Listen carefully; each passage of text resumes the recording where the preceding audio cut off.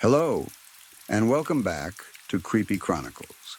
Before we begin, feel free to leave a comment and tell me where you're listening from. I love reading every single one. If you enjoy Creepy Chronicles filled with spine-chilling horror, don't forget to like the video and subscribe to the channel. Turn on notifications so you never miss a new story. Now get comfortable. Dim the lights if you dare. Relax your mind. Let the outside world fade away. And let's begin. Story 1. I did not study at all for the SAT. Not a little. Not I studied badly. Not I looked at a few notes and hoped for the best. I mean, I did not study at all. For months, I had told myself I still had time. Every time my parents asked me how my practice tests were going, I gave them the same answer. Fine. Every time my mom asked if I needed help finding study books, I told her I already had everything. Every time my dad reminded me how important the SAT could be for scholarships and college applications, I nodded like I understood and promised him I was working hard. But I was not. I kept putting it off. One more week. One more weekend. One more night. I kept thinking I would suddenly become the kind of person who could sit down for 6 hours and turn my life around. But that person never showed up. I wasted time on my phone. I watched videos. I told myself I studied better under pressure, even though I had never proved that once in my life. Then the pressure finally came, and it crushed me. My SAT was in 2 days. 2 days. I remember sitting on the edge of my bed that night, staring at my laptop screen, with a practice test open in front of me. The questions looked like they were written in another language. The math section made my stomach twist. The reading passages felt too long. Even the easy questions seemed to mock me. I tried to answer a few, but every wrong answer made the fear worse. I was cooked. That was the only way to say it. I had messed up badly, and there was no easy way out. The worst part was not even the test itself. The worst part was my parents. Both of them had graduated from USF, the University of South Florida, and they talked about it like it was one of the proudest parts of their lives. They did not pressure me in a cruel way, but their hope felt heavy. My mom still had an old USF hoodie she wore around the house. My dad had a framed photo from his graduation on the wall near the living room. They had met there. They had built their whole life after that. And now they wanted me to have a future, too. I did not want to disappoint them. That fear sat in my chest like a stone. I imagined my score coming back terrible.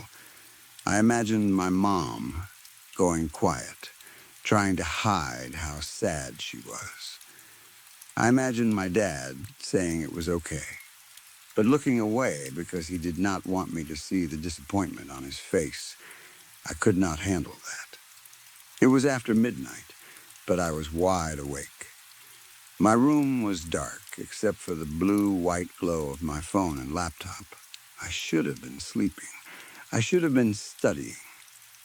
Instead, I grabbed my phone and texted my friend. Her name was Lila. She was one of those people who always seemed to know strange things. Not useful things, exactly. Strange things. She knew rumors about abandoned houses, ghost stories from tiny towns, weird websites, and people who claimed they could do impossible things. She liked the kind of stories most people laughed at.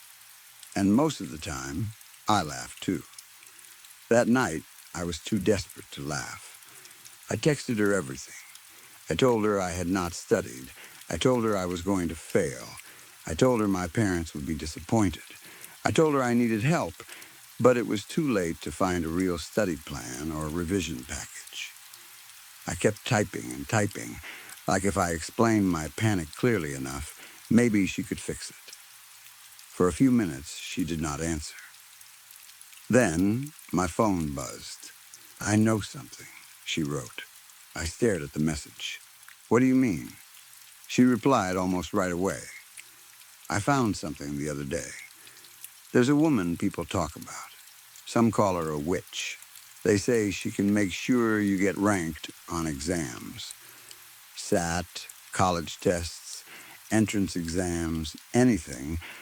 People say she never fails. I thought she was joking. This is not funny, I texted. I'm not joking, she wrote. Then she sent a link. It was not a normal website. The link looked like a mess of random letters and numbers, the kind of thing you should never click. I stared at it for a long time. My thumb hovered over the screen. Every normal part of my brain told me to put the phone down and go to sleep. But the desperate part of me was louder. I clicked it. The page opened slowly. There were no pictures at first, just a black background and white letters. The words looked old-fashioned, like something copied from a book. Do you seek rank? Below that, there was a line. Every answer can be given. Every answer has a price. At the bottom of the page was an address. I should have closed it. Instead, I sent the address to Leela. Do you know where this is? She replied with a pin location and a message. It's a remote village outside the city. I can go with you tomorrow. I barely slept that night. The next day felt unreal. My parents thought I was going to study with a friend. In a way, I was. I told them I would be gone for a while, and my mom smiled like she was proud that I was finally taking things seriously. That smile almost made me confess everything. I almost told her I had messed up, that I was scared, that I did not know what to do. But I did not. I left the house with my phone, my wallet, and a knot in my stomach. Leela was waiting for me near a bus stop. She looked nervous, which made me feel worse. Leela almost never looked nervous. She had always been the brave one, the person who wanted to peek into abandoned buildings and read scary stories in the dark. But that day, she kept checking over her shoulder. You sure about this? She asked. No, I said, but I don't have another choice. You do, she said quietly. You could just take the test and deal with whatever happens. I looked at her. She sighed and nodded toward the road. Come on. The trip took longer than I expected. We rode a bus, then another smaller bus, then walked along a road that seemed to lead away from everything familiar. The houses became fewer. The streets became narrower. The air smelled like wet grass, mud, and smoke from old chimneys. By the time we reached the village, the sky was turning gray. It was not the kind of place people visited for fun. The houses were old and close together, with peeling paint and crooked fences. There were no kids playing outside, no dogs barking, no music from open windows. The whole village felt like it was holding its breath. Leela led me to a small house at the end of a dirt road. The house leaned slightly to one side, like it was tired. The windows were covered with dark curtains. Strange bundles of dried plants hung from the porch. A wooden box sat beside the front door, carved with symbols I did not understand. Leela stopped at the gate. I'm not going inside, she said. What? She only asked for you. I stared at her. You brought me here, and now you're leaving me? I didn't say I was leaving, she said. I'll wait nearby. Before I could argue, the front door opened. An old woman stood there. She was short, but there was something heavy about her presence. Her hair was white and thin, pulled back so tightly it made her face look sharp. Her skin was wrinkled, but her eyes were bright and alive. Too alive. They moved over me from head to toe, and I felt like she could see everything I had done wrong. So, she said, you're one of those who never try. The words hit me hard because they were true. I wanted to defend myself. I wanted to say I had been stressed, that school was hard, that I had meant to study, but standing in front of her, all of my excuses felt small and stupid. I did not argue. I just wanted to get it done. I need help, I said. The woman smiled, but it was not kind. You want a rank, she said. You want your parents to be proud of you. I swallowed. She tapped the wooden box beside her with one long fingernail. Everything has a price. What's the price? I asked.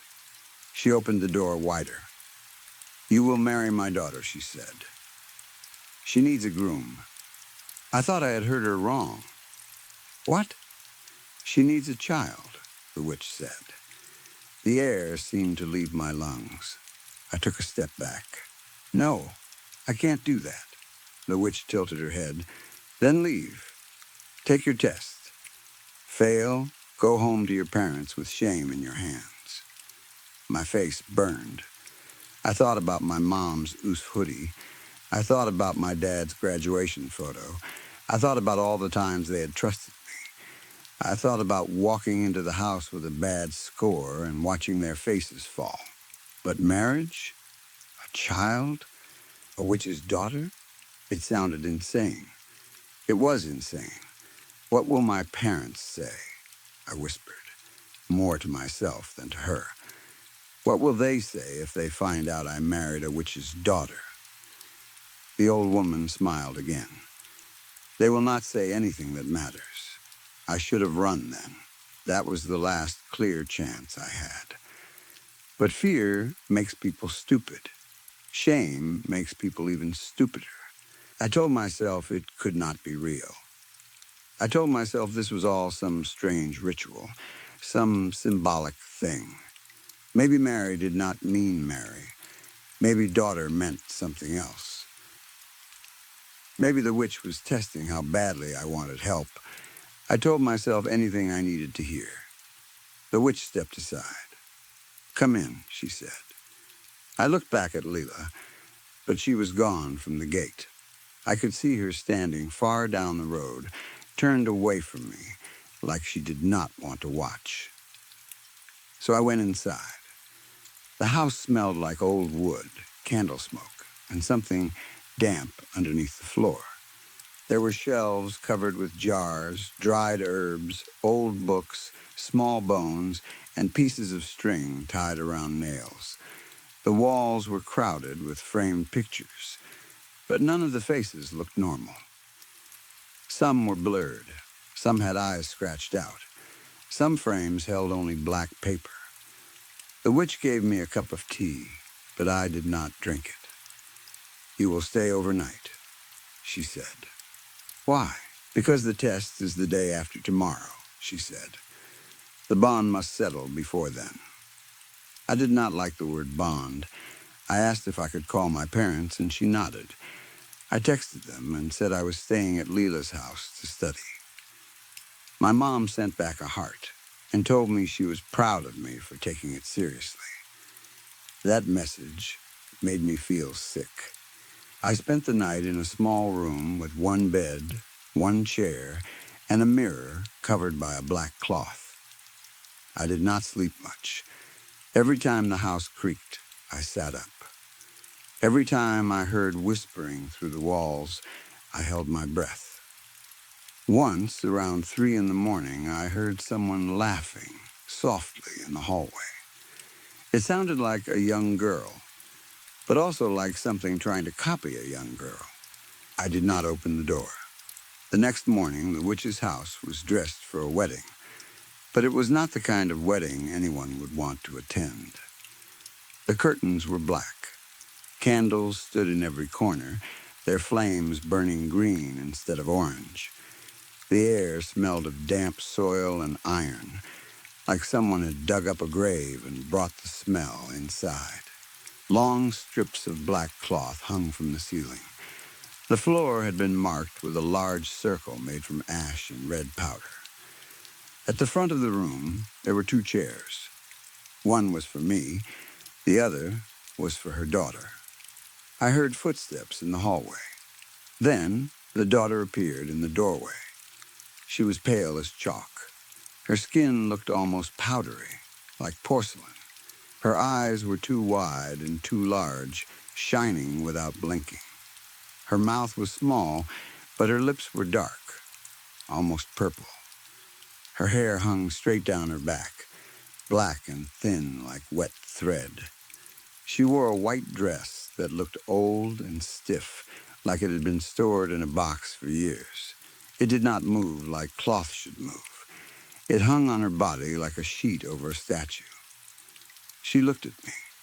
I felt something cold pass through my chest.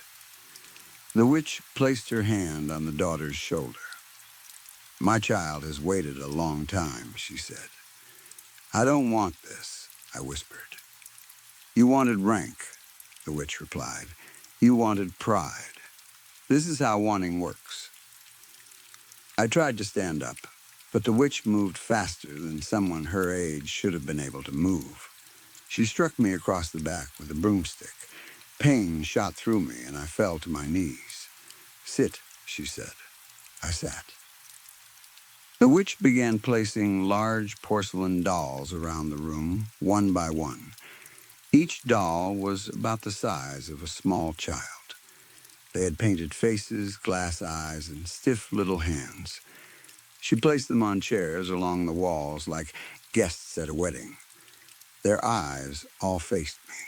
I wanted to look away, but everywhere I looked, there was another doll. The witch began speaking in a language I did not know.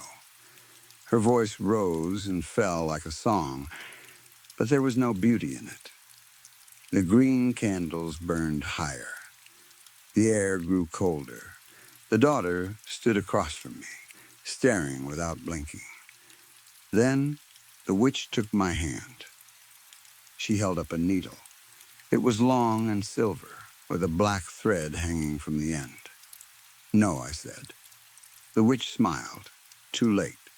She stabbed the needle into my finger. I cried out. The pain was sharp at first, but then it spread up my hand in a wave of cold numbness. I tried to pull away, but the witch held me still. She rotated the needle in a full circle inside my finger, twisting it slowly, as if she was turning a key in a lock. I looked down and screamed. My skin was changing.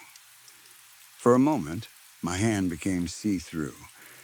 I could see the bones inside, pale and thin. I could see dark lines moving under my skin like ink in water. The black thread seemed to sink into me, disappearing beneath the surface. Then I could not feel my hand anymore. Not pain. Not pressure. Nothing. The witch did the same thing to her daughter. She stabbed the girl's finger and turned the needle in a circle. The daughter did not scream. She did not even blink. Black thread slipped between us, connecting my finger to hers for one terrible second before it vanished. The dolls began to whisper. At first, I thought it was the wind. Then I heard words. Groom, rank, answer, mine. The witch leaned close to my ear. "On the day of the test, do not fight the finger," she said. "Let it guide you." I do not remember the rest of the ceremony clearly. I remember the smell of iron getting stronger. I remember the daughter standing beside me. I remember the witch pressing something cold against my forehead. I remember all the dolls turning their heads at the same time. When I finally left the house, the sky outside was bright, but the world felt wrong. Leela was waiting at the end of the road. She looked scared when she saw me. "What happened?" she asked. I wanted to tell her everything, but my mouth felt heavy. "I got what I needed," I said. She did not ask anything else. The next day was the SAT. My parents drove me to the testing center. My mom told me she believed in me. My dad squeezed my shoulder and said, "Just do your best." I almost broke down right there. Inside the testing room, everything looked normal.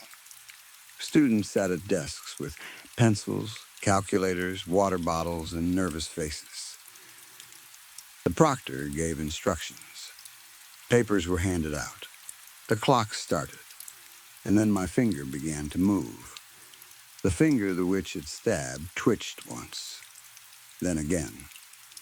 I looked down. My hand picked up the pencil. I had not decided to move it. The first question was in front of me. I read it and felt nothing. No understanding. No confidence. But my hand moved anyway. It filled in an answer. Then the next. Then the next. I tried to stop it once. My whole arm locked up, and a sharp pain shot from my finger to my chest. It felt like something inside me was pulling a string tight. So I stopped fighting. My stabbed finger controlled me. It knew which answers to choose. It guided the pencil across the page. Reading, writing, math, every section. Sometimes I did not even finish reading the question before my hand moved. It was terrifying, but also addictive in a horrible way. Every answer felt certain. Every mark felt perfect. I finished first.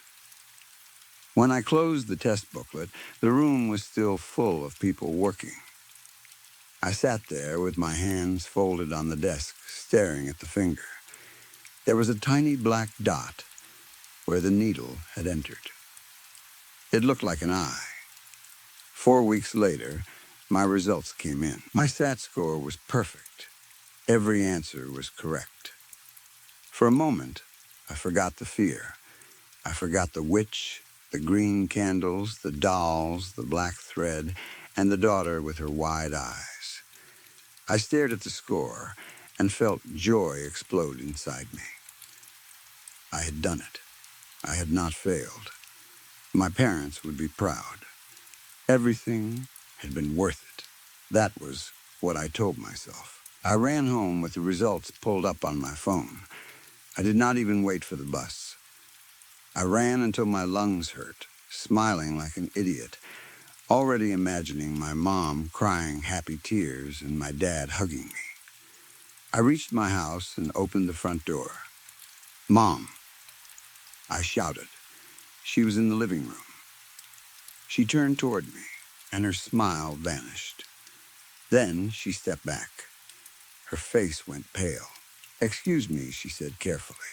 "I think you've got the wrong door." I froze. At first I thought she was joking.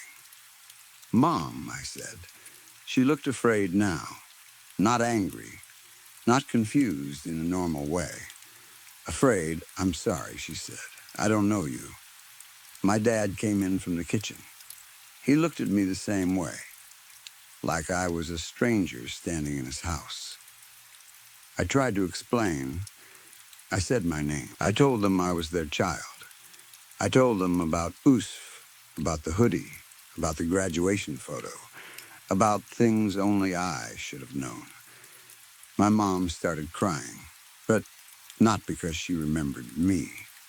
She cried because a stranger was in her home, saying impossible things. My dad told me to leave. Then he threatened to call the police. I backed out onto the porch with my phone shaking in my hand. I opened my contacts and called Leela. The number did not work. I searched for her name in my messages. The chat was gone. I checked photos, school accounts, old emails, anything that could prove who I was. My name was still there, but pieces of my life were missing. Pictures with my parents were gone. Family group chats were gone. Even my address in my school records had changed to a place I had never seen. Then my phone buzzed. A message appeared from an unknown number. "You are mine now." That was when I finally understood what the witch had meant. She had not only taken a price from me, she had taken my place in the world. My parents did not remember me because I did not belong to them anymore. My home was not my home anymore. My name felt like something borrowed. My perfect score sat on my screen like a cruel joke. I had wanted to make my parents proud, but now they were not my parents. I stood outside the house as the sun went down, holding the phone in my hand, while the finger with the black dot began to twitch again. Once, twice, then it pointed down the road, toward the village. Story 2. My name is Michael, and it was a Tuesday when I ended my own life. I did not leave a note. I thought about it, of course.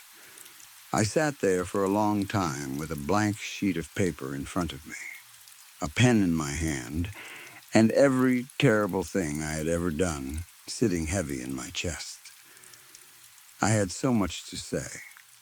I had apologies that had been waiting in my throat for years.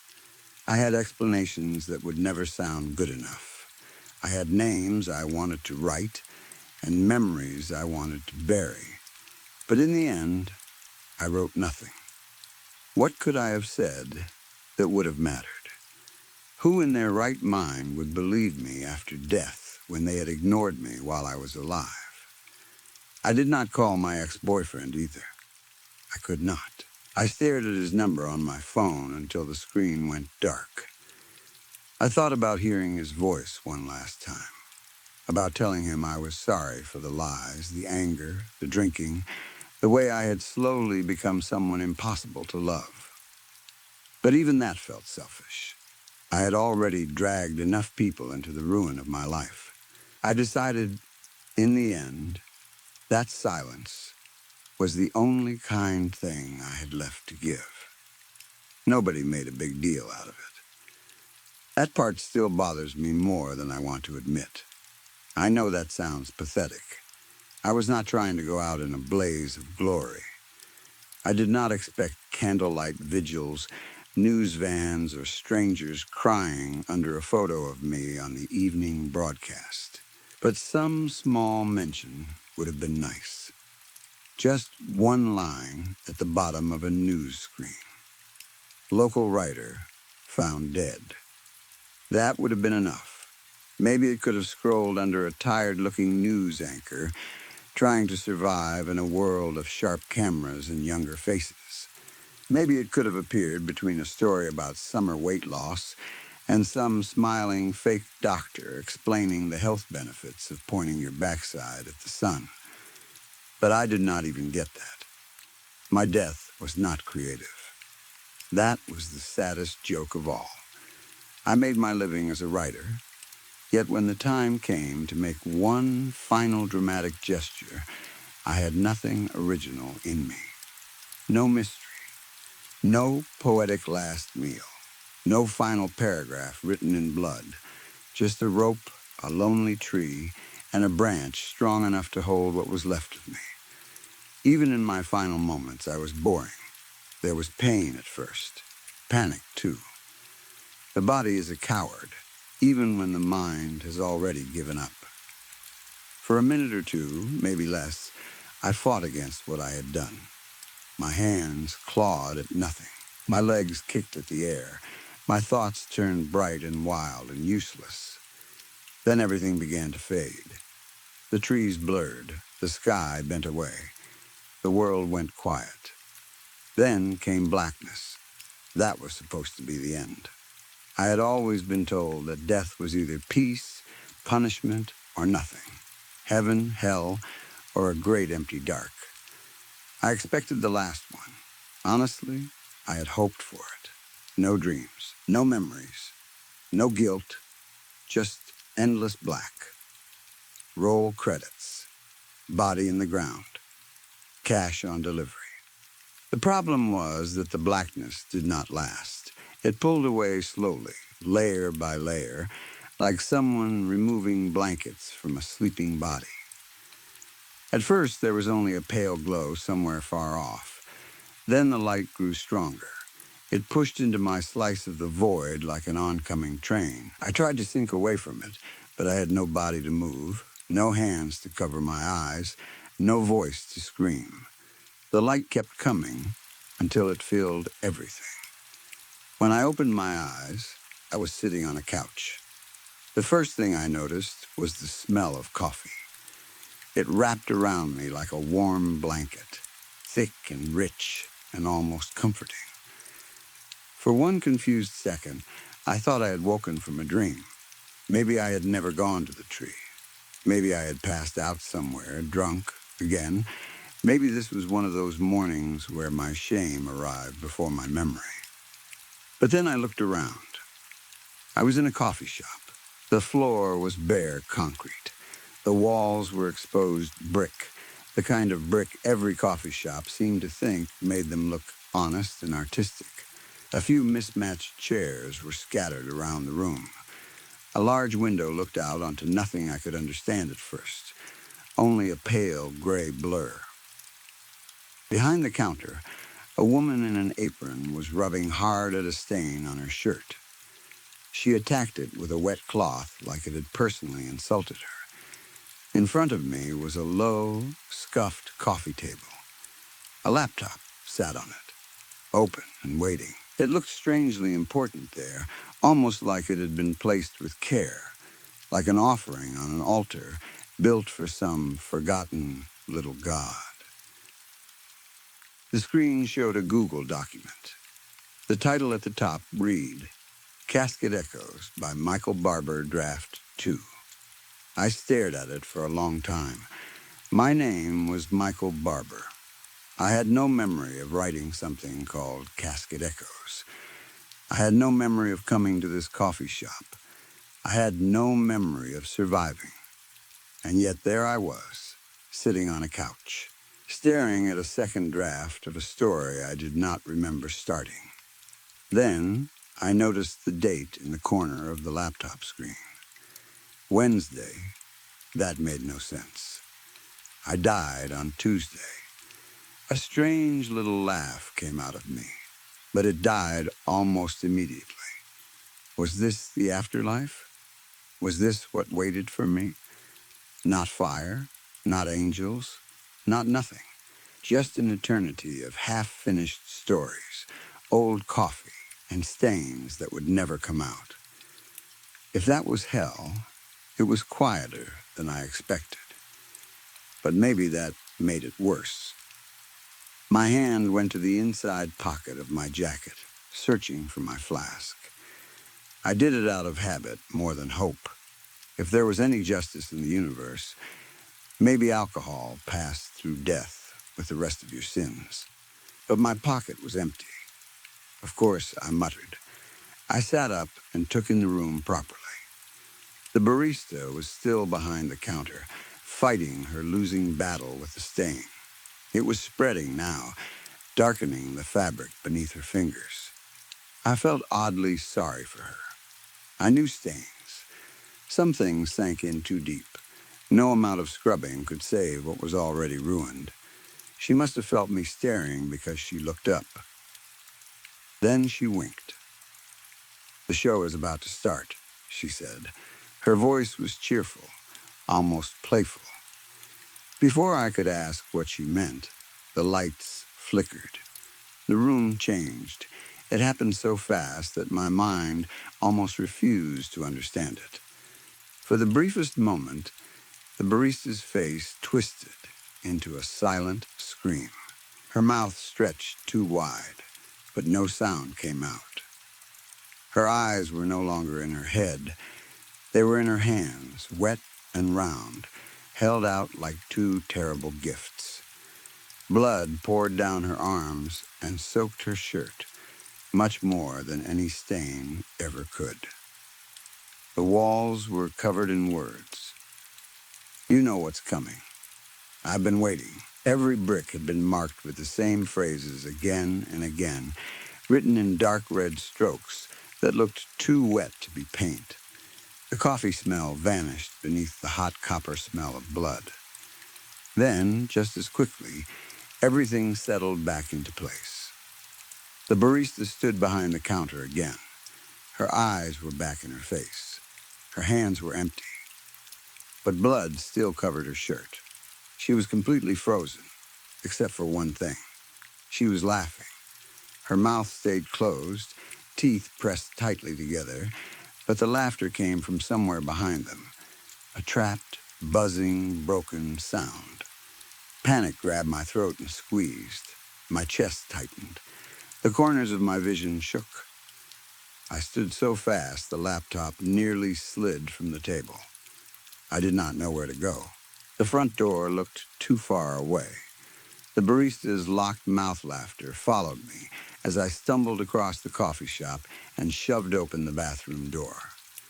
I slammed it shut behind me and locked it. Then I threw up. I dropped to my knees in front of the toilet, coughing and gagging until there was nothing left in my stomach. My hands shook against the cold tile. My eyes watered.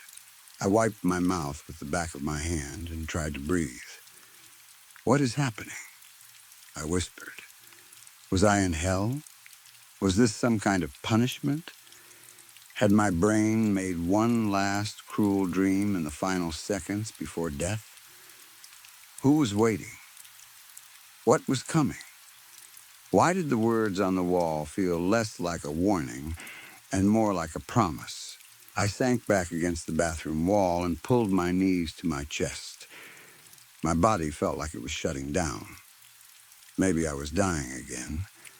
Maybe death could happen more than once here. Maybe that was the joke. Then a shadow appeared beneath the door. It stretched across the floor in a thin black line. I stopped breathing. My first thought was the barista.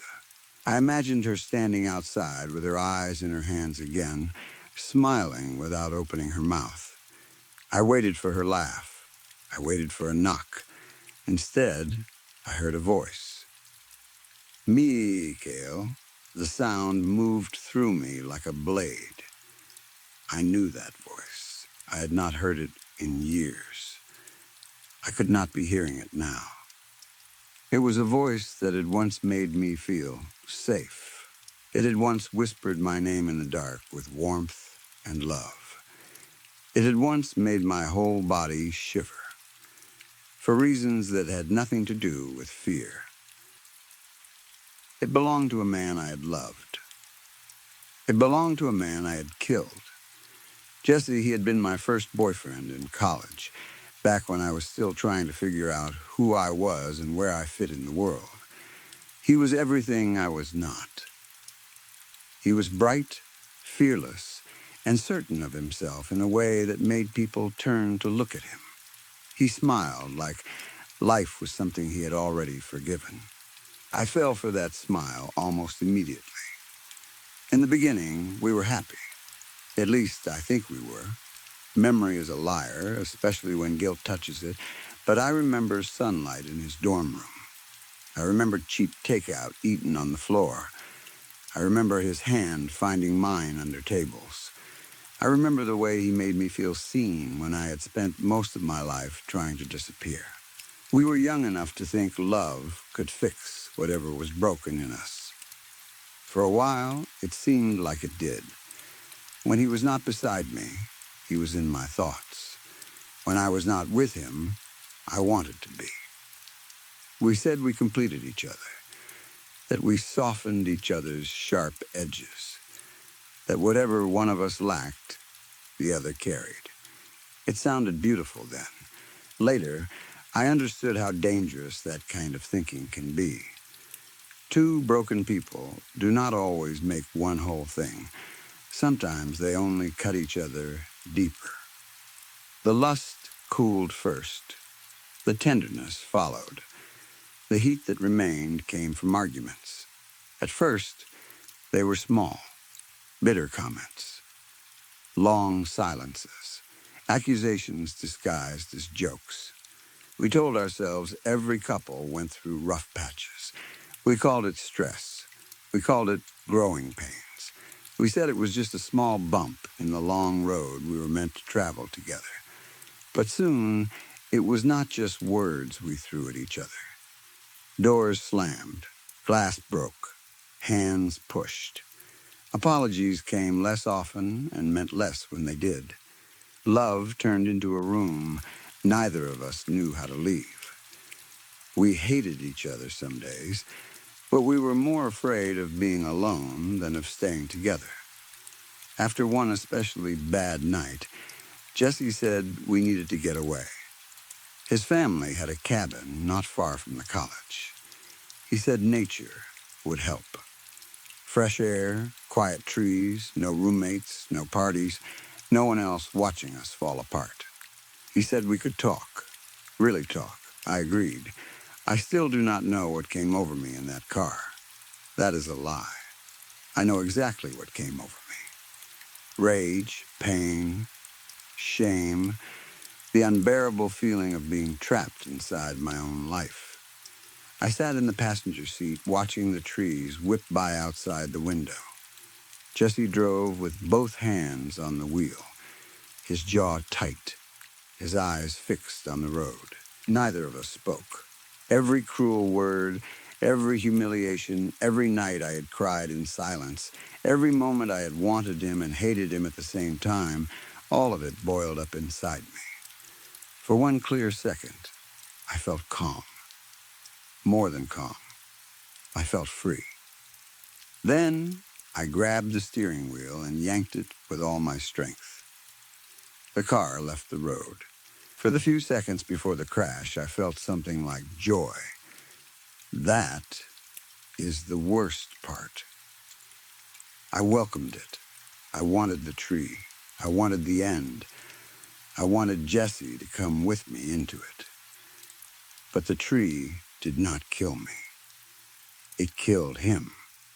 At the hospital, they told me Jesse had gone through the windshield. They said he struck the tree head first. They used careful voices and soft words, but there was no soft way to say what had happened. He was gone. The police asked me about the crash. I lied. I said he had lost control. I said I did not remember much. I cried at the right times. I let them believe it was reckless driving. I let Jesse take the blame because I was too much of a coward to confess that I had tried to kill us both. People hugged me. They called me the grieving boyfriend. They told me I was lucky to be alive. I learned then that guilt does not always look like guilt. Sometimes it wears black to a funeral and lets people comfort it. Now Jesse was standing outside the bathroom door. Miiko, he sang softly. Open the door. My whole body shook. Go away, I whispered. The doorknob turned. I looked around desperately for something to protect myself with. There was nothing. A soap dispenser. A trash bin. A cracked mirror. A tiny window high on the wall. My eyes fixed on the window. Behind me, the lock clicked. I do not know how the door unlocked by itself, but it did. I moved before I could think. I grabbed the trash bin, slammed it against the bathroom window, and the glass shattered. Pain tore through my hand and arm as sharp pieces cut into my skin. I did not care. I shoved the broken glass away, climbed up onto the sink, and forced myself through the frame. For a second, I nearly fell. Then I saw there was no ground below me. The coffee shop was floating in a vast ocean of nothingness. There was no street, no sidewalk, no city, no sky the way a sky should be. The building simply hung in a gray, black void, surrounded by endless emptiness. My stomach lurched. I clung to the outside wall, bleeding and gasping. The only thing near me was a metal ladder bolted to the wall, leading upward to the roof. Behind me, the bathroom door creaked open. I felt icy fingers brush the back of my neck. Miikeo. I grabbed the first rung and climbed. My injured hand slipped on the metal, leaving blood behind. My arm burned. My lungs felt too small. I climbed as fast as I could, but every rung seemed farther than the last. The voice followed me. Sometimes it sounded below, sometimes beside my ear, sometimes inside my head. When I reached the roof, I pulled myself over the edge and collapsed onto the flat surface. There was nowhere else to go. The roof was bare except for a rusted vent and a few puddles that reflected no sky. The void surrounded the building on all sides. I crawled away from the ladder, then forced myself to stand. My panic had trapped me. Or maybe it was not panic at all. Maybe some part of me had always known I deserved to end up here. Cornered, bleeding, waiting for the dead to claim what I owed. Me a shell, he was behind me now. I could feel him. I could smell him too. Death and wet leaves, hospital sheets and forest soil, the inside of a ruined car after rain. I could not turn around. I could not make myself look at the damage I had created. For a few seconds, neither of us moved. Then familiar fingers ran through my hair. I trembled so violently my knees almost gave out.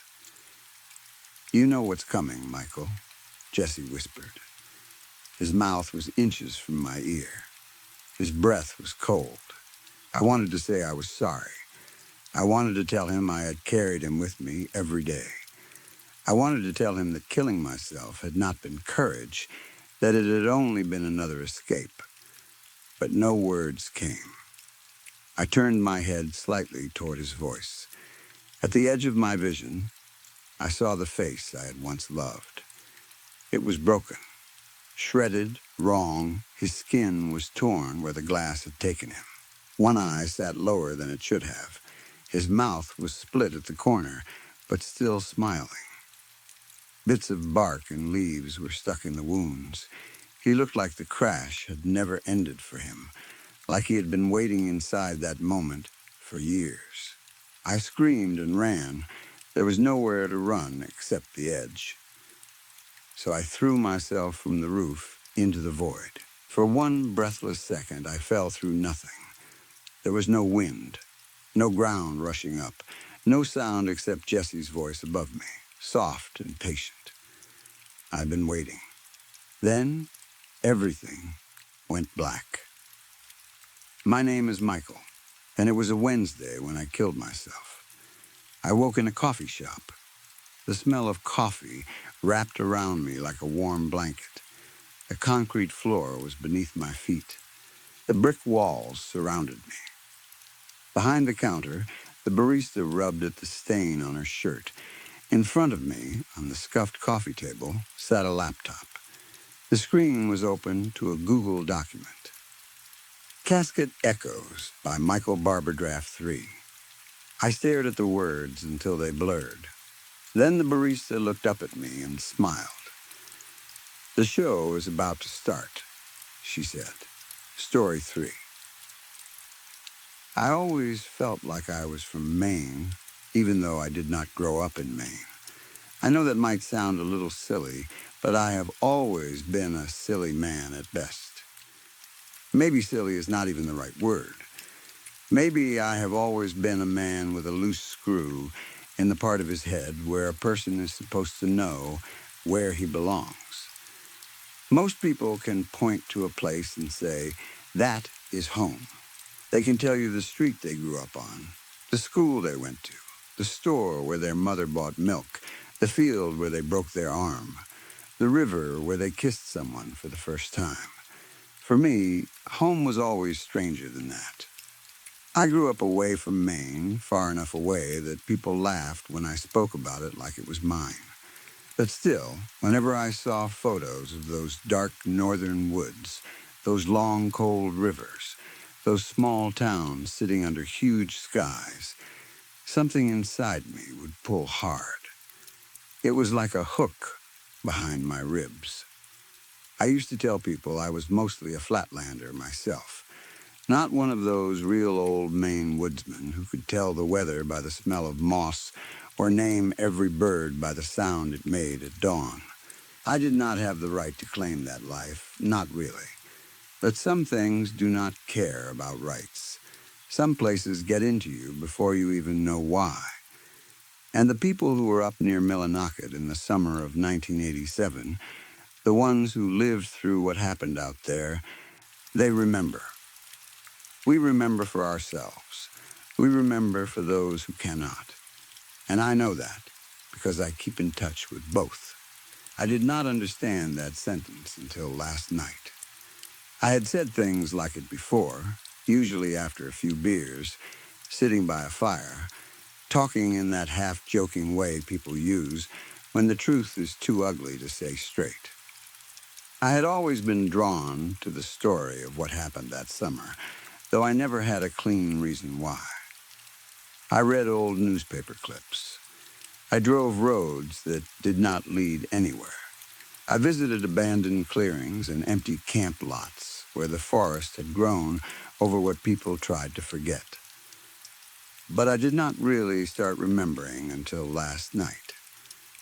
It had been one of those bright green apple June days when summer rolls over the woods of New England like a warm animal stretching out after a long sleep. The air was fresh and sweet, heavy with pine and river water. The leaves had that new, almost glowing green that only lasts for a little while before the season gets too hot and dusty.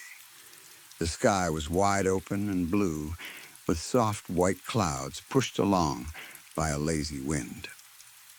I was driving up I-95 north with all the windows down, heading toward my little cabin on the north branch of the Penobscot. The road ran long and smooth ahead of me, and patches of sunlight flashed through the trees in bright smeared stripes.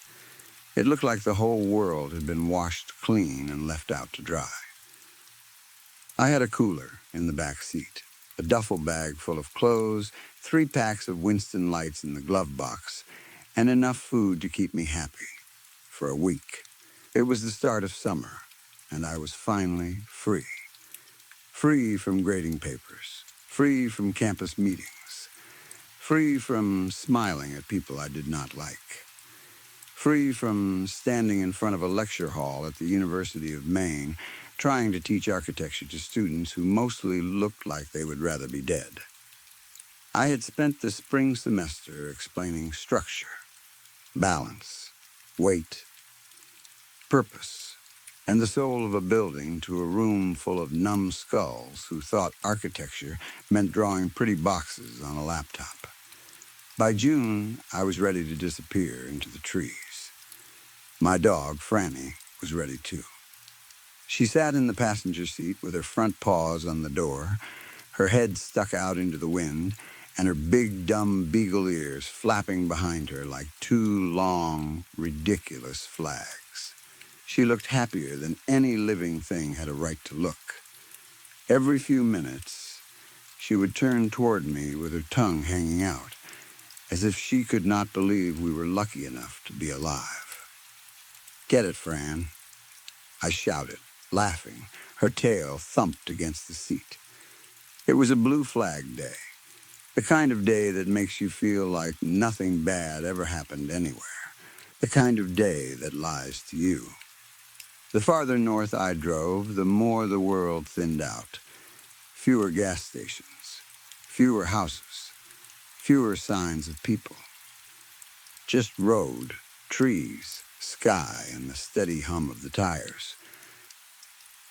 I passed small towns that looked half asleep in the sun, old stores with faded signs, church steeples, rusted trucks, and stretches of forest so thick they seemed to swallow the road on both sides. By the time I turned off the main road and started up the long gravel track toward the cabin, the afternoon was softening into evening. The tires crackled over loose stones. Dust rose behind the truck in a pale cloud.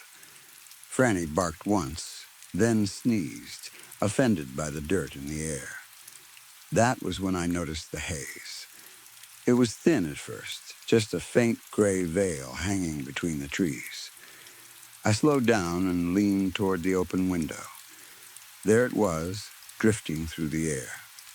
Smoke, not the clean, sharp smell of good dry wood, burning in a well-built fire, but that sickly sweet smell of damp campfire smoke from bad wood, rotten wood, green wood, the kind that smolders more than it burns.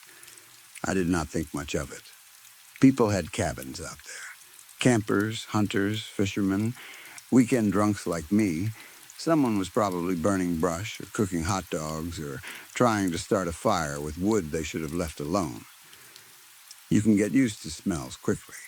Fire, smoke, gasoline, dead leaves, even burnt flesh if you are around it long enough. The human nose is a coward. It gives up faster than the mind. By the time I reached the cabin and unloaded the truck, I hardly noticed the smoke at all. The cabin was small, but it was mine. One main room with a stone fireplace, a narrow kitchen, a bedroom in the back, and a little bathroom that worked when it felt like it. The wood porch faced the river through a line of trees. Inside, everything smelled like old pine boards, dust, cold ashes, and mouse traps. It was not fancy, but I loved it. It felt honest in a way most buildings did not. I opened the windows, carried my bags inside, and let Franny run around the yard until she found something terrible to sniff. Then I built a little fire behind the cabin. Not because it was cold, but because summer nights need fire the same way old men need stories. I cracked open a Narragansett, though I always joked I was only renting it because beer never stays yours for long. I sat there in a folding chair, smoking Winstons and roasting red hots over the flames until their skin split and blackened. The smoke from my own fire mixed with the smoke already hanging in the air. After a while, I could not tell which was which. Maybe that should have bothered me.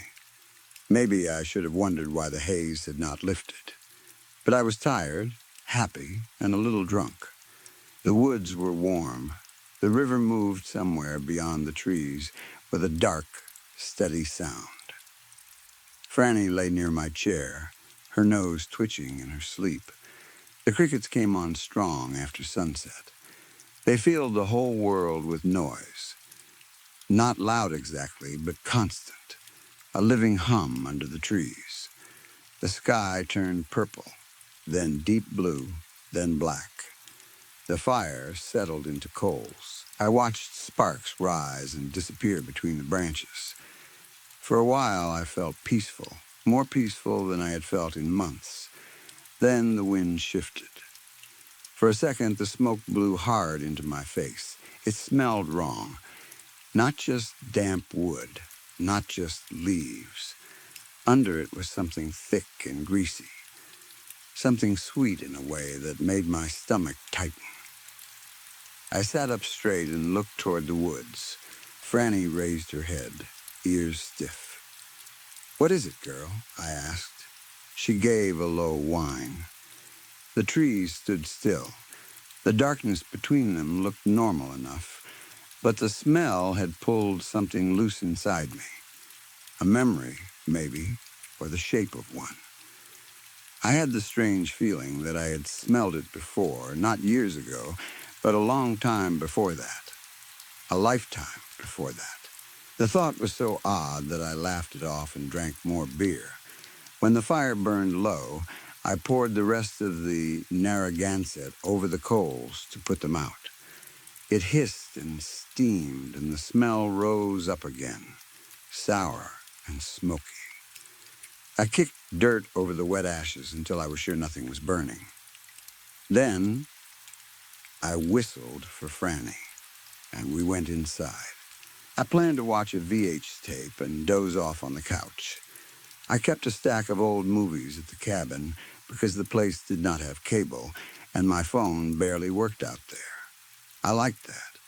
No messages, no students, no department chair asking for revised lesson plans, just old tapes, beer, smoke, and sleep. Franny trotted in ahead of me and stopped near the fireplace. I closed the door behind us.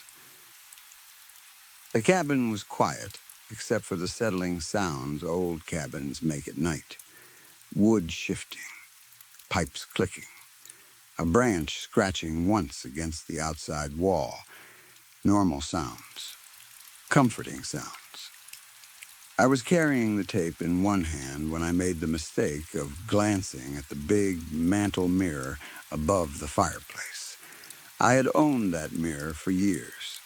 It was old, heavy, and ugly, with a dark wooden frame carved with little leaves and vines. It had come with the cabin, and I had never bothered to move it.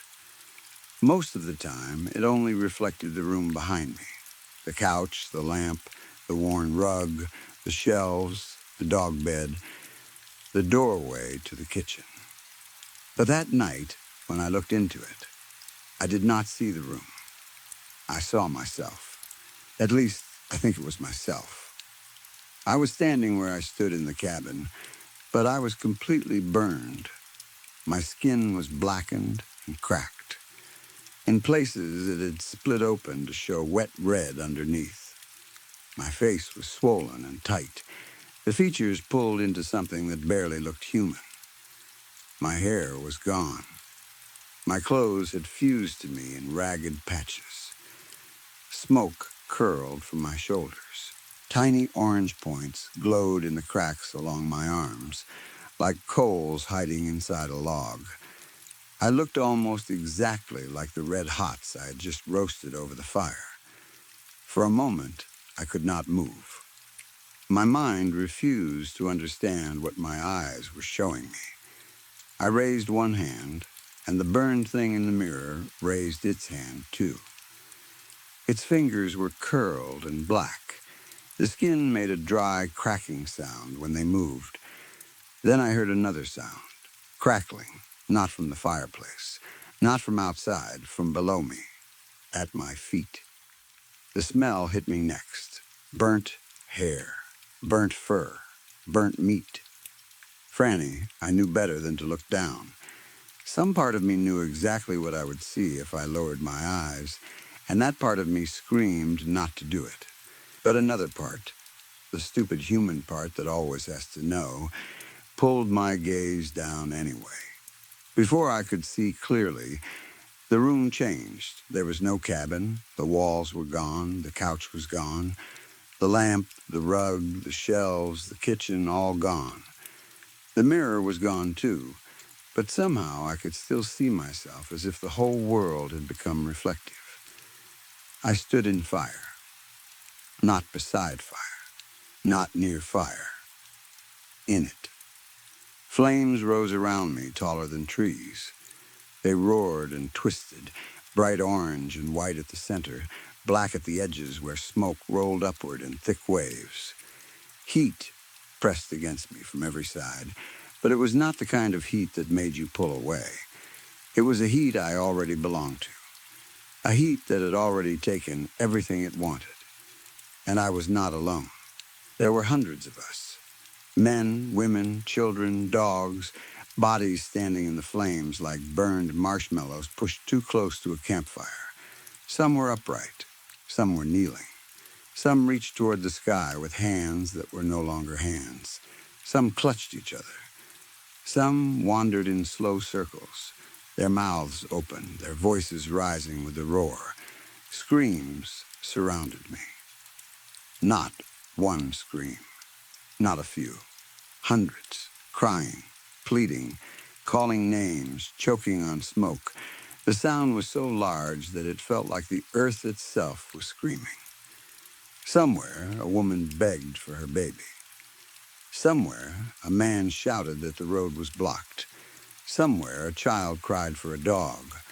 Somewhere, a dog howled until the howl turned into something wet and broken. And then I remembered. Not everything, not all at once, but enough. The summer of 1987. The woods near Millinocket. The smoke that came in low and sweet before anyone understood what it meant. The wind that shifted. The dry brush. The bad warning. The people who thought they had time.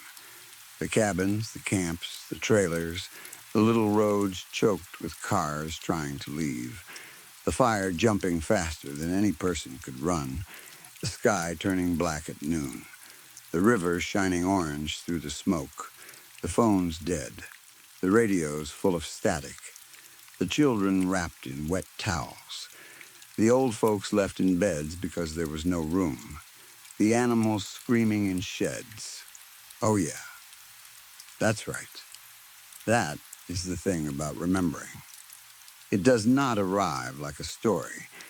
It comes like a door being kicked open. I remembered standing outside a cabin that was not mine yet, or maybe was always mine, holding a beer in one hand and a leash in the other. I remembered telling Franny we would be fine. I remembered the smoke thickening between the trees until the world became a hallway with no exit. I remembered headlights lined up on the gravel road, all of them frozen because a fallen tree blocked the way. I remembered people getting out of their cars and shouting. I remembered someone saying the river. We had to get to the river. I remembered running. Franny was beside me at first, then behind me. Then I could not see her. I remembered turning back. That was probably what killed me. Or maybe I was already dead by then. The fire came through the trees like a living thing. It made a sound I still cannot describe properly. Not a roar, not a growl, more like 1,000 doors slamming at once, over and over. The air itself caught fire. My lungs filled with heat. My eyes burned shut. I fell, got up, fell again. Someone grabbed my arm, then disappeared. I called for Franny until my throat stopped working. And every year, every summer, every time the air turns green and sweet and June lays itself over the woods, I forget. I forget until the smoke finds me. I forget until I drink beer by the fire. I forget until the crickets start. I forget until the mirror shows me what I am. I forget until I hear the crackling at my feet and know better than to look down. Then I remember all of it. I remember that I am from Maine after all, not because I was born there, because I never left. People say the fire ended. People say the forest grew back. People say the records were sealed, or lost, or corrected, or never written right in the first place. People say lots of things when they need the world to make sense. They say only a handful died.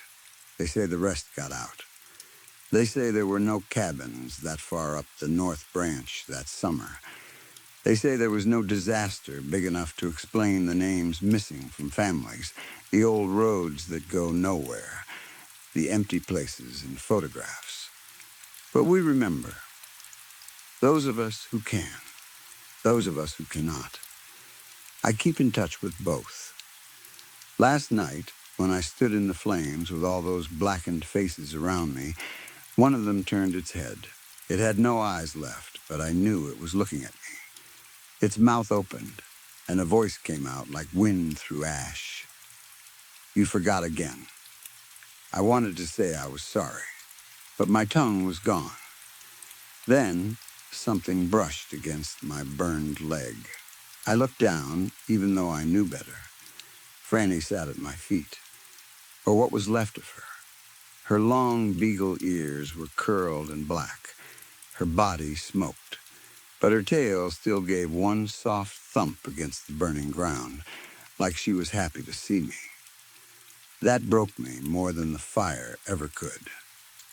I woke on the cabin floor with my face pressed against the rug. Morning light came through the windows. The fireplace was cold. The VH tape was lying beside me.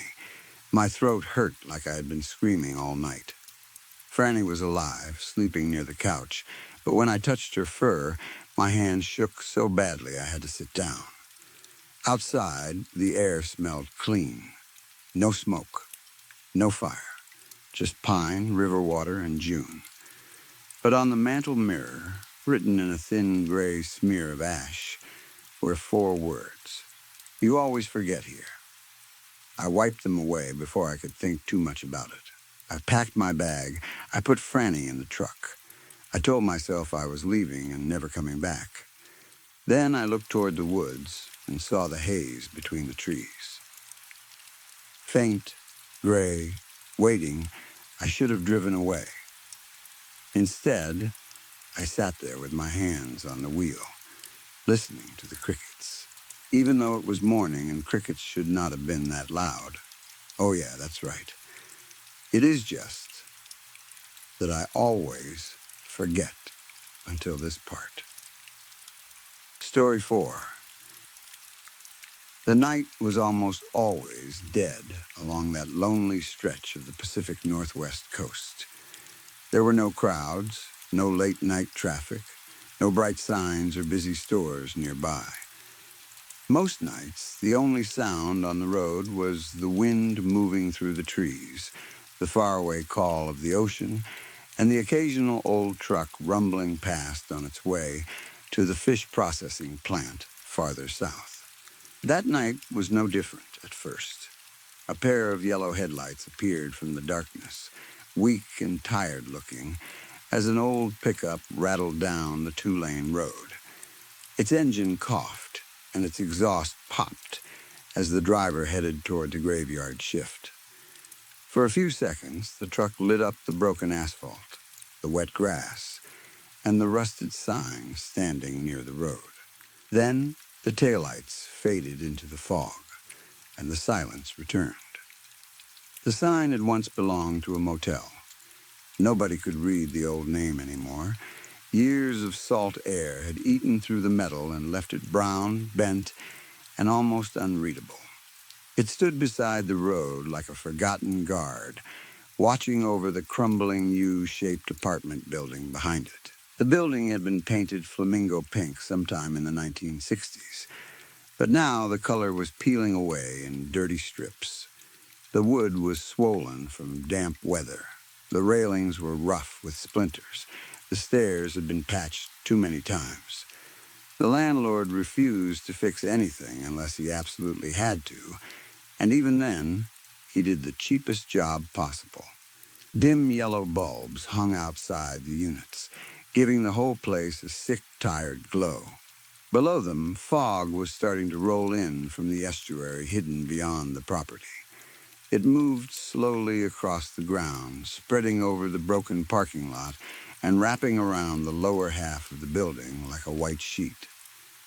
On the second-floor walkway, the door to Unit 14 opened. Evan stepped outside and quietly shut the door behind him.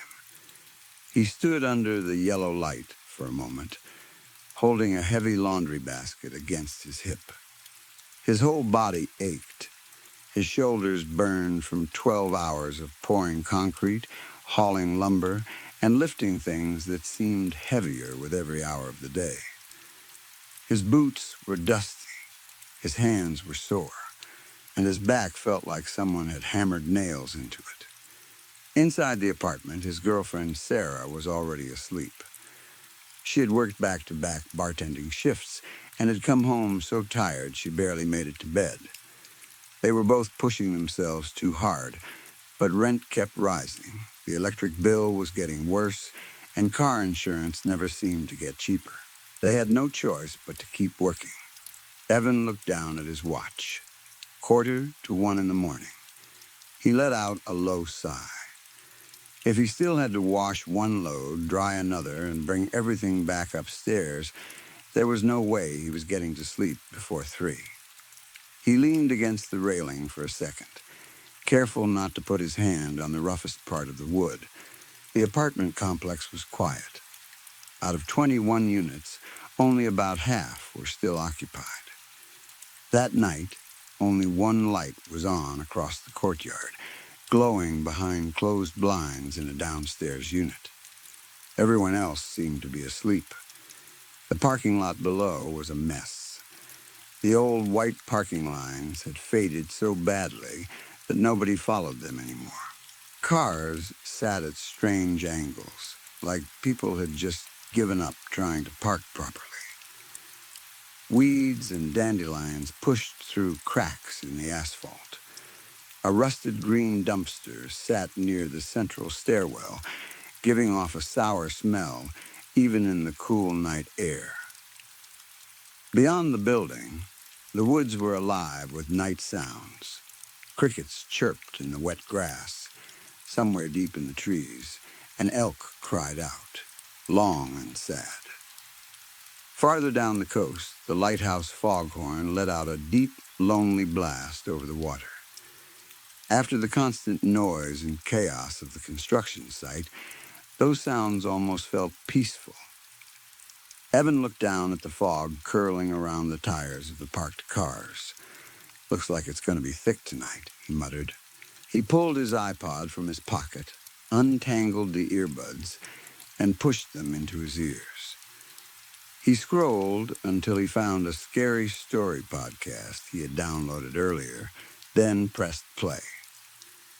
Loud intro music filled his ears, blocking out the quiet night. With a basket held against his side, he walked down the right stairwell. His boots thudded against the rough black stairs, which had been coated with some cheap tar-like material years ago. When he reached the bottom, he moved past his Ford Expedition and the other parked cars, stepping over weeds and cracks in the asphalt. He passed the dumpster, crossed under the central stairwell, and headed for the small alcove beneath it. That was where the laundry room and mail room were tucked away. He pulled his keys from his pocket, found the right one by touch, and slid it into the lock. The key turned with a tired click. He pushed the door open and stepped inside. The room was completely dark. Only the light from outside fell in through the open doorway, stretching across the floor and touching the row of silver mailboxes on the far wall. Evan sighed in irritation. Of course, Ronald, the landlord, had never installed motion sensor lights. That would have cost money, and Ronald treated every dollar like it was his last breath. Evan reached into the darkness, found the switch, and flipped it harder than he needed to. The fluorescent lights above him flickered several times before finally snapping on. A harsh white glare filled the room, making him squint. The old speckled linoleum floor looked dirty and worn. On his left sat a Formica-style table, surrounded by mismatched chairs, all taken from different thrown-out kitchen sets over the years. On the right wall, a line of old washers and dryers sat silent and cold. The moment the lights came on, the windows changed. Evan hated that part. There were two smaller windows at the back of the laundry room and one large front window facing the parking lot. During the day, they let in gray coastal light. At night, with the room bright inside and the outside world dark, they turned into black mirrors.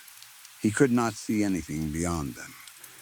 Not the tree line behind the building, not the road, not the fog, nothing. All he could see was the reflection of the room and himself standing in the middle of it. It always made him feel like he was on a stage, brightly lit, while something unseen watched from the dark outside. He tried not to think about that. The podcast hosts were already talking in his ears as he carried the basket to the far end of the room. He opened the lid of a washer near the window and dumped his clothes inside. Then he dug a handful of quarters from his pocket and began feeding them into the machine. With each coin, his bitterness grew. Ronald charged too much rent because he knew the tenants could not afford to move. He made them pay their own electricity, and after all that, he still made them pay to wash their clothes in the same building they already paid to live in. Evan shoved the coin slide forward. The machine gave a heavy clunk, and water began rushing inside with a hiss loud enough to cut through the podcast. He still had another basket upstairs, full of sheets and towels. But before going back up, he decided to step outside and have a quick cigarette. Sarah had been asking him to quit for months, and he knew she was right. But he had not managed to give it up yet.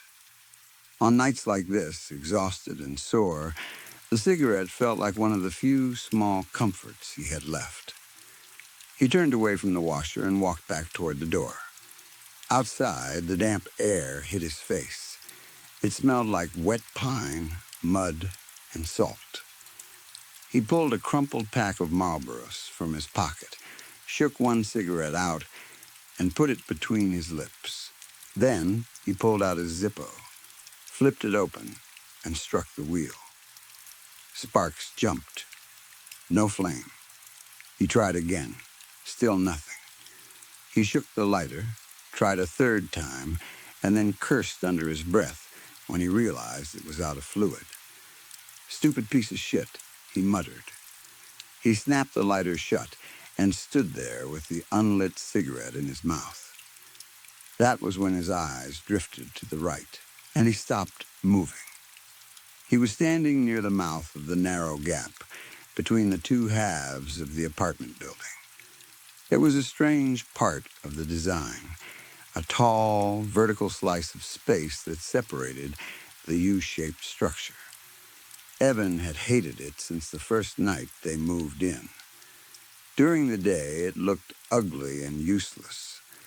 At night, it looked wrong. The yellow bulb above him only reached halfway down the narrow dirt path. Beyond that, the space turned black. The fog had rolled in thick now, filling the gap like cotton packed into a wound. It covered the ground and moved slowly between the walls. The darkness at the far end seemed too deep, like it opened into somewhere much larger than the backyard and woods beyond. It looked less like a gap in a building and more like a throat. Evan pulled one earbud out and paused the podcast. He listened. The crickets were still chirping in the grass near the parking lot, but the birds he had heard earlier were gone. The elk had stopped calling. Even the woods seemed to have gone quiet. The only sounds left were the faint foghorn far away and the rusty, unused swing set somewhere in the backyard. The swing moved in the wind with a slow, ugly sound. Shriek, shriek, shriek.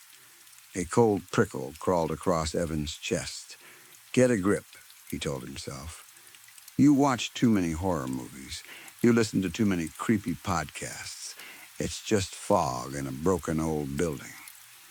But his body did not believe him. He did not want to stand near that gap anymore. Not for one more second. He grabbed the empty laundry basket and hurried away from the alcove.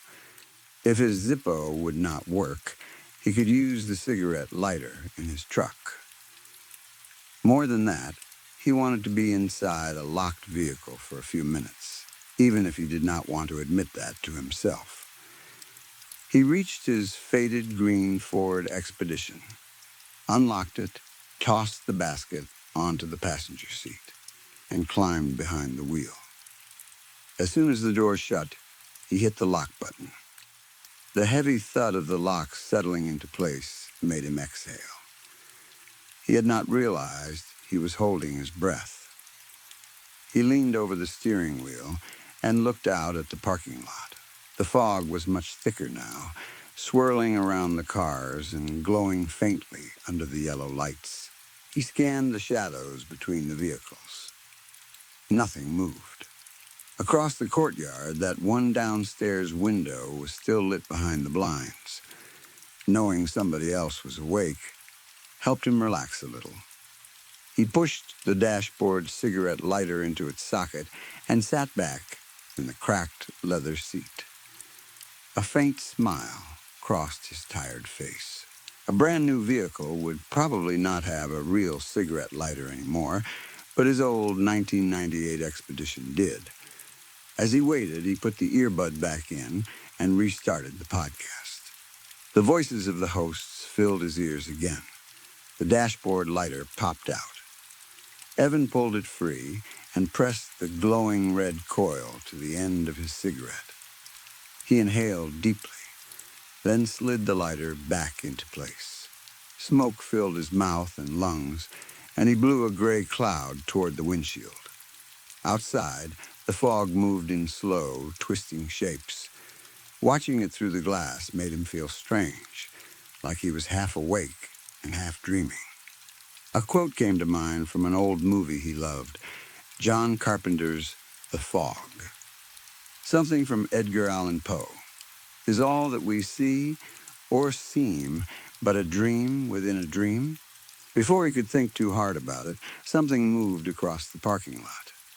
Evan jerked forward, his heart slamming against his ribs. A dark shape darted low through the fog. For one wild second, his mind turned it into every horrible thing it could imagine.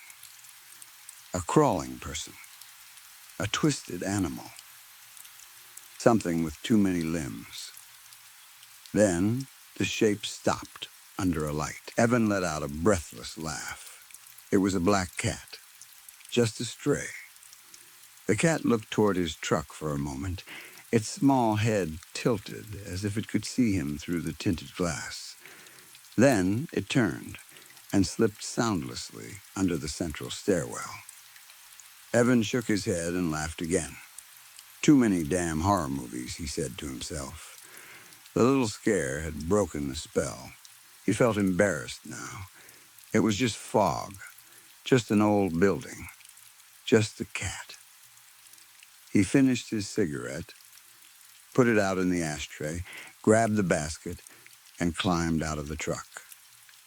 A few minutes later, he came back down the stairs with the second basket, this one heavier with sheets and towels. He did not look toward the gap this time. He was over it. He just wanted to finish the laundry, get back upstairs, climb into bed beside Sarah, and sleep. The laundry room lights were still buzzing overhead when he pushed the door open. He pulled one earbud out and noticed that the washer had finished. He moved quickly, opening the washer and dryer.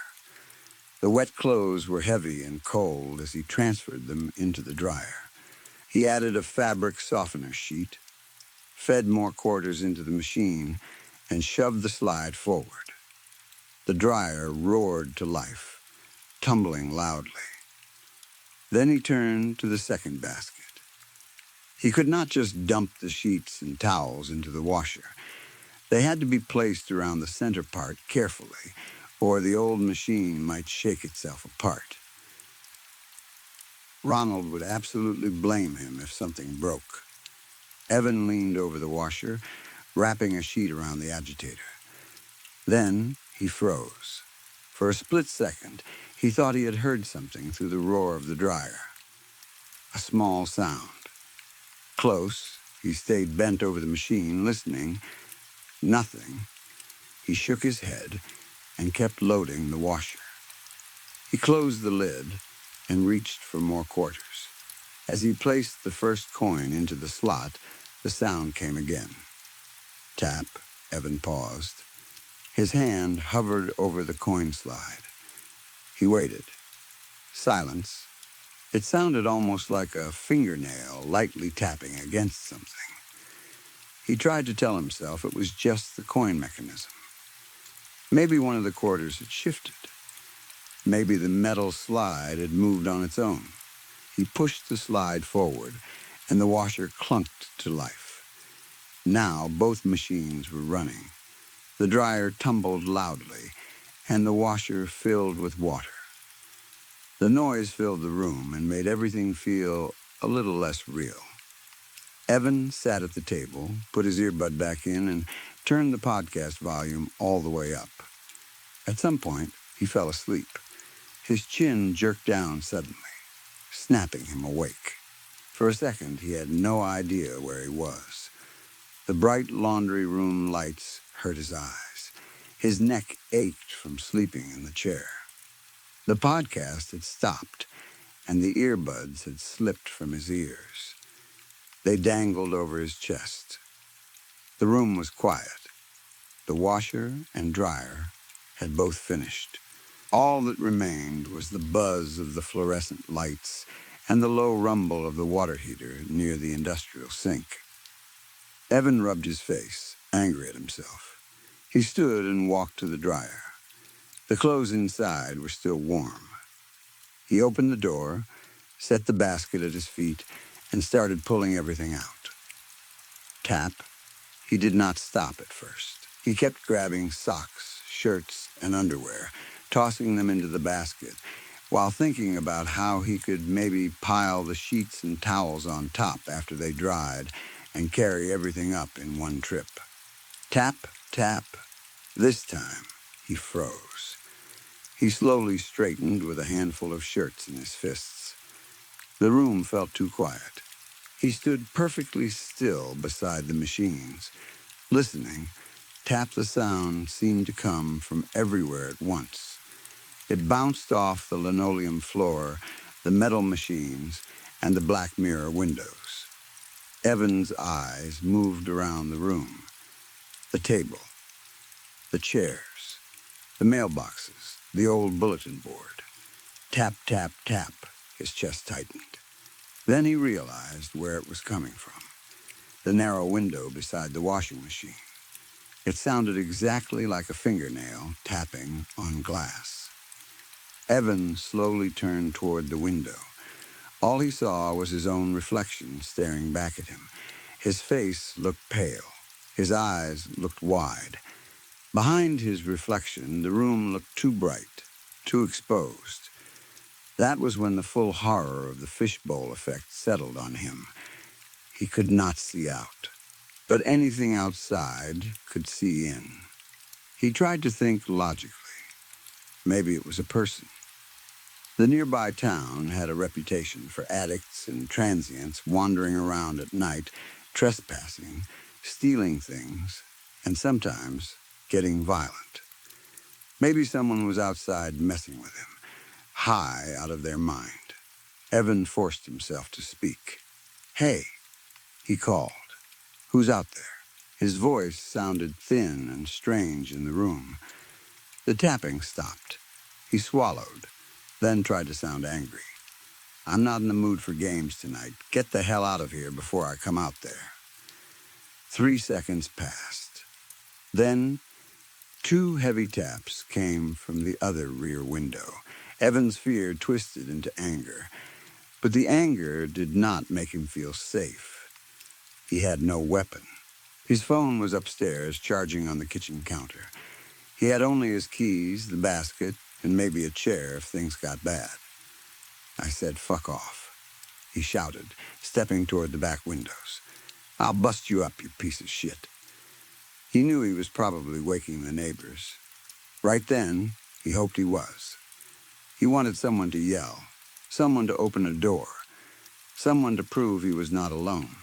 The tapping stopped again. The silence that followed was worse. After a few moments, Evan took slow steps toward the rear glass, gripping his keys tightly. Tap, tap, the sound came from behind him, from the huge front window. Evan spun around so fast he nearly slipped. The front window faced the parking lot. The walkway lights should have shown him something. A shadow, a body, a shape standing outside. But the glass remained a black mirror. No one was there. He took a careful step back toward the front alcove. A sharp tap hit the window behind his shoulder. Evan froze. His blood seemed to turn to ice. The sound had moved from the front window to the back window in less than 2 seconds. No person could run that fast from one side of the laundry room to the other, especially not outside, through fog around the building without making noise. Either it was not human, or there was more than one of them. He did not know which idea scared him more. The tapping started again, now striking both rear windows at the same time. That was enough. Evan ran for the door. He rounded the alcove and slammed into the metal door with his shoulder. Panic screamed in his head that the lock would jam, but the handle turned. Relief hit him so hard he almost opened it immediately. Then he stopped. If something was outside, it might be waiting right on the other side. He gripped his keys in his fist, letting the metal teeth stick out between his fingers like a weak weapon. He braced himself, then slowly cracked the door open. Nothing attacked. Cold, damp air slipped inside. It smelled like wet pine and mud from the estuary. He opened the door wider and looked out. The concrete pad was empty. But then he realized something worse. He had been shouting inside a hollow, echoing room in a cheap apartment building with paper-thin walls. Someone should have heard him. Someone should have opened a window, pulled the blinds aside, yelled at him to shut up, or asked what was wrong. But there was nothing. No voices, no lights turning on, no movement. He looked across the courtyard at the downstairs unit that had been lit earlier. The light was gone. The window was black.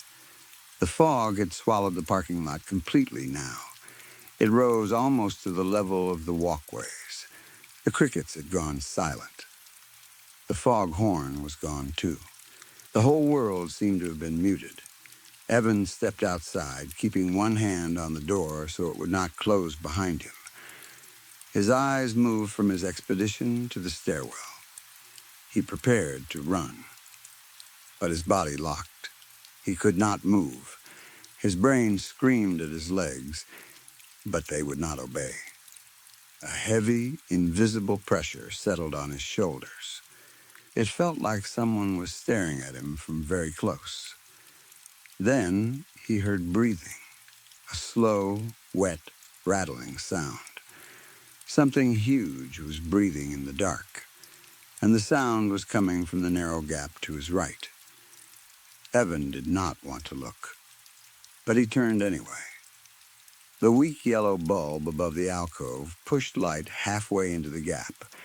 The fog moved there in thick white layers, and deep inside that slice of darkness stood a shape. It was impossibly tall, much taller than Evan, who was already 6 feet. It was thin in a way that made no sense, like a tall post that had been melted and stretched. Its head was almost level with the second-floor walkway. There were no glowing eyes, no clear face, nothing dramatic like in a movie. Just a shape, and that wet, rattling breathing. For one frozen moment it did not move. Then its limbs unfolded. The movement was sharp and wrong, like a spider made from broken sticks. It bent down, its spine snapping into an awful angle so it could fit under the low roof of the alcove. That broke Evan's paralysis. He turned and ran. He made it only 2 steps before he stopped again. Another creature stood at the base of the central stairway, barely 10 feet away.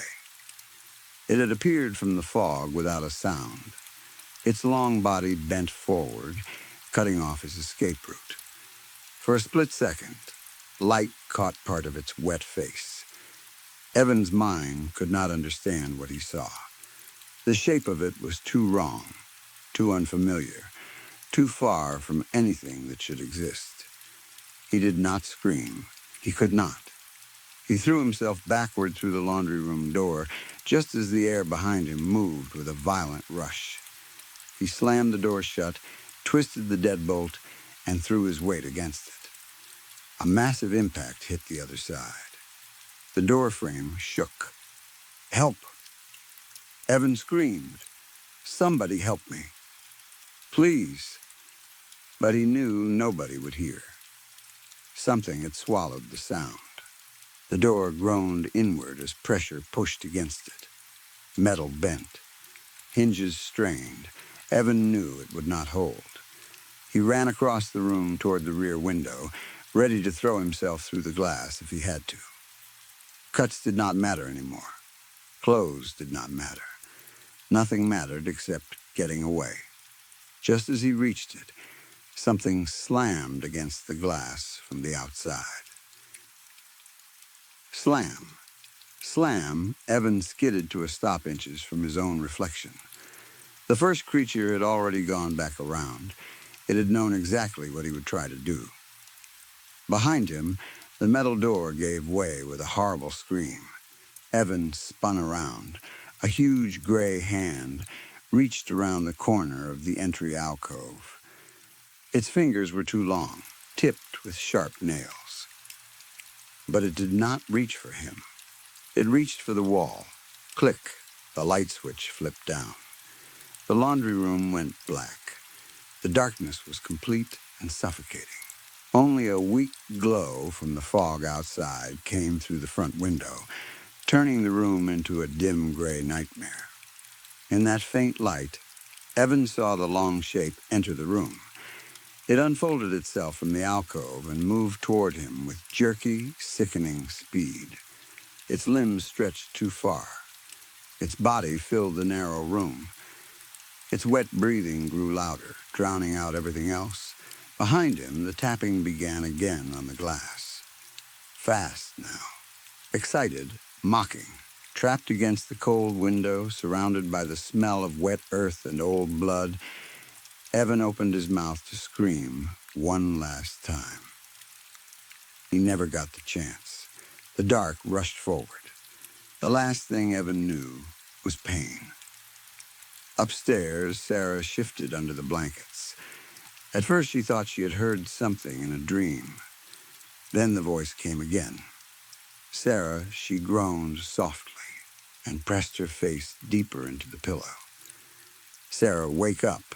This time, she opened her eyes. The bedroom was dark. Through the open doorway, she saw the shape of a man standing in the living room. Behind him, the front door was open, letting a long strip of yellow light fall across the floor. Evan? She mumbled, still half asleep. What's wrong? The figure stood silently for a moment. Then Evan's voice answered. I'm sorry to wake you up. There was an accident downstairs in the laundry room. I need you to come help me carry everything up. Sarah rubbed her eyes and sat up slowly. Her tired brain immediately imagined one of the ancient washers breaking, pipes bursting, water flooding the whole laundry room. Ronald would blame them somehow. Ronald always blamed someone. Did one of the machines break? She asked. Yes, the voice said. Sarah paused. It sounded like Evan. The deep tone was right. The voice was his. But something about the timing was strange. The word came just a little too slowly, like someone repeating a line they had practiced but did not fully understand. She shook it off. She was exhausted. That was all. She grabbed a pair of jeans from the floor, pulled them on, and stepped into the living room. The person who looked like Evan waited by the open door. As she got closer, the yellow light from outside fell over him. A knot formed in her stomach. Something was wrong. He stood too still. Evan always slouched a little after work, especially after a long day. This version of him stood straight, with his arms hanging perfectly at his sides. His shoulders did not move. His chest did not seem to rise or fall. Evan, she asked quietly, are you okay? You look pale. He did not answer at first. He stared at her. His eyes were dark and unblinking. They moved across her face with a blank intensity that made the hair rise on the back of her neck. Then he smiled. The smile was wide and stiff. It did not reach his eyes. I'm fine, he said. I just want to get the laundry so we can finally go to bed together. The mention of bed and sleep softened her fear. She was too tired to argue with her instincts. She nodded and stepped past him onto the second floor landing. For a few seconds, while her back was turned, the thing wearing Evan's shape did not follow. It stood in the doorway and looked down toward the courtyard. The fog was still thick below. The space under the central stairs was dark now. The bulb above the laundry room door had gone out. The front window of the laundry room was black. Satisfied, the thing reached back and pulled the apartment door shut. Then it stepped out into the dead night behind Sarah. Story 5. I could not remember the exact day I first started noticing the old apartment building across from ours. It had always been there, standing on the other side of the narrow alley, like something the city had forgotten. No one had lived in it for years. At least, that was what everyone in our building said. The plaster on the outside walls was cracked and peeling. The window frames were rusted brown, and some of the glass panes were foggy from age, dirt, and rain. Even during the day, when sunlight touched the front of it, the place looked cold and empty. At night, it looked worse. The building had a dead feeling to it, like it was not just empty, but waiting. I had seen it every day from our balcony, but for most of my life. I never paid much attention to it. It was just part of the background. A broken old building, a dark shape outside my window, something to ignore. Then, about 2 weeks before everything happened, a woman moved in. At least, I thought she moved in. I never saw a moving truck. I never saw anyone carrying boxes. I never saw lights turn on in the rooms. But one afternoon, when I stepped onto the balcony after school, she was there. She stood behind a third-floor window in the old building, directly across from our apartment. The distance between our building and hers was not very wide. The alley below was thin enough that two people on opposite balconies could almost speak without raising their voices. So when I looked across and saw her standing there, I could see her clearly. She was thin, with long dark hair and a pale face. Her clothes looked old-fashioned, or maybe just worn out. It was hard to tell. What I noticed most was her smile. It was not a happy smile. It looked forced, stretched, like someone trying not to cry but not knowing what else to do with their face.